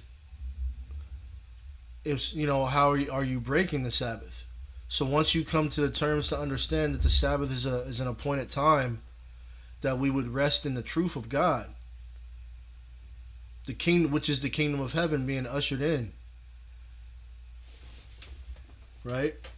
And we would no longer believe the lies that have been told, bringing us out of bondage, then we would be able to see God and rest with God.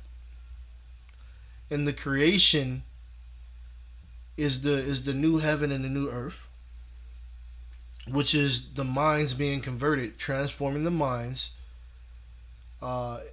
into the image of God. So this is what it means to rest. Well, God was resting 7 days. On the seventh day, meaning the Lord of hosts, which is Christ himself, would be resting from the work that he's done, which is creating and transforming the minds. So we would be entering into a new system, and we were supposed to rest in that truth that Christ has brought. And that's why it's written that he would have understanding to unseal the 7 seals, which means 7 means complete.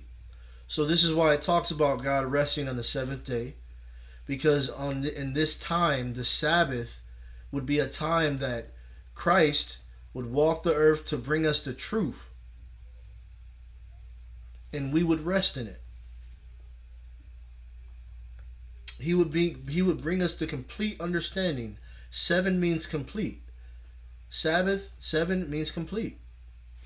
So we would have the 7 seals unsealed, meaning we would have complete understanding about God and these things that have been lies told to us. And these things would be unsealed to us, and we would be able to rest in the truth forevermore.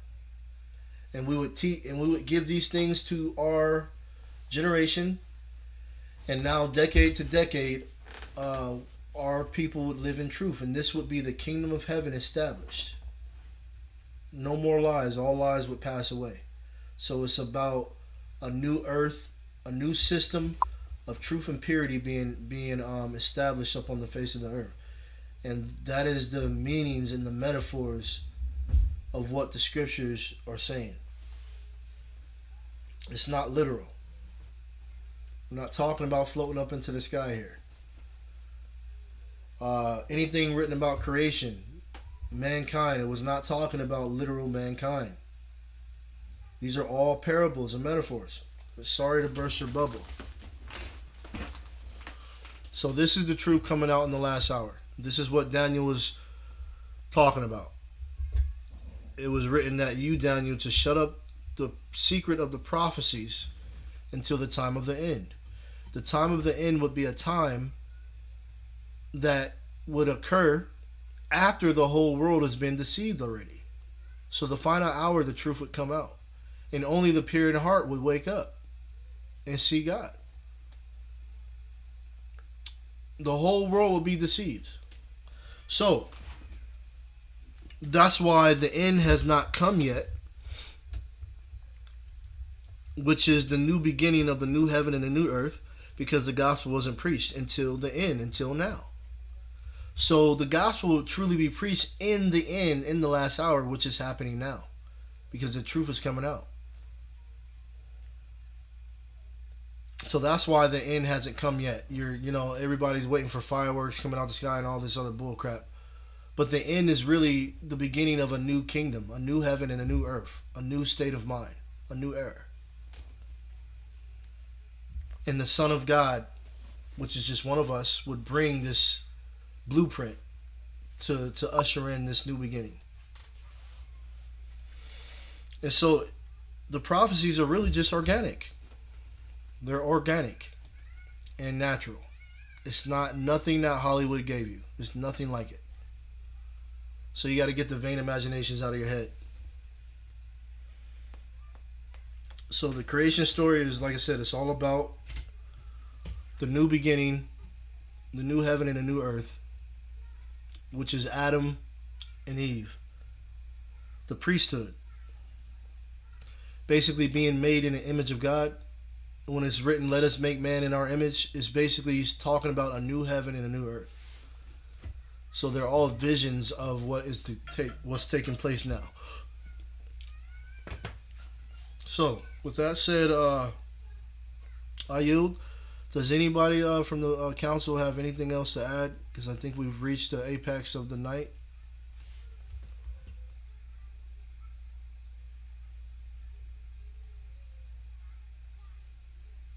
So, if not, once again, so this was open discussion about what the Sabbath day was, and we've pretty much explained that the true meaning of the Sabbath was the time of the end, that the truth would come out after the whole world has been deceived, and only the pure in heart would wake up to see God. And this is why Daniel was supposed to keep the prophecy secret. So only those that hear God or hear the voice of the Messiah would wake up. Everybody else, everlasting shame.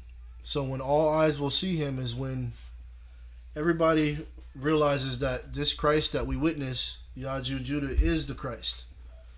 When he's lifted up to all power, political power, and then all eyes will see him and mourn because they rejected him. So take heed, hearken to the voice of the Lord. This is through the Messiah, Yaju Judah. We have much information coming out on the YouTube. Just type in Yaju Judah, and there's much edification, many videos on where you should start, and would really help out so that you can receive the fullness of this bread from heaven. Much edification. Very, very good edification. Just like I said, type in Yaju Judah on YouTube, check out the channel, and start eating the bread from heaven. Also, we have a petition to judge the Roman Catholic Church, the papacy, so that we can get back the things that were stolen from the house of God, resources and all those things to build our nation. With that said, visit the website yajujuda.com and support the mission by signing the petition. With that said, we're on here Tuesdays, Thursdays, Sundays, and bringing out much edification and things, and unveiling and revealing the prophecies and the meanings and what these things actually mean, giving you the truth and the bread, trying to usher you into the Sabbath day, which is this appointed time of truth that we're supposed to rest in. So with that said, I'd like to say peace and blessings. I guess I can play us out with some music, and I guess we'll see you on the next one. Peace and blessings. Rest easy. Okay. Peace and blessings. Peace, peace.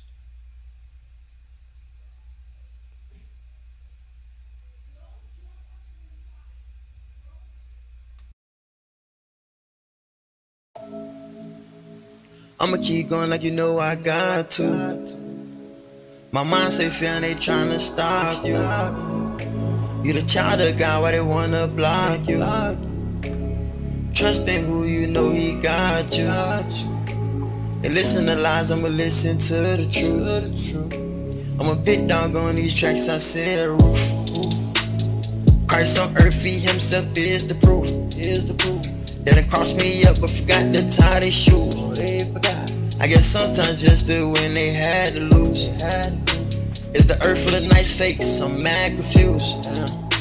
When you sin against me, ain't feel no love from you. That was cold.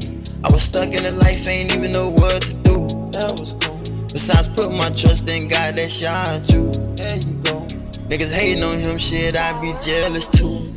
Let that sink in. The jealousy seat that man in. They shut up the kingdom of heaven. Pharisees is why you can't get in.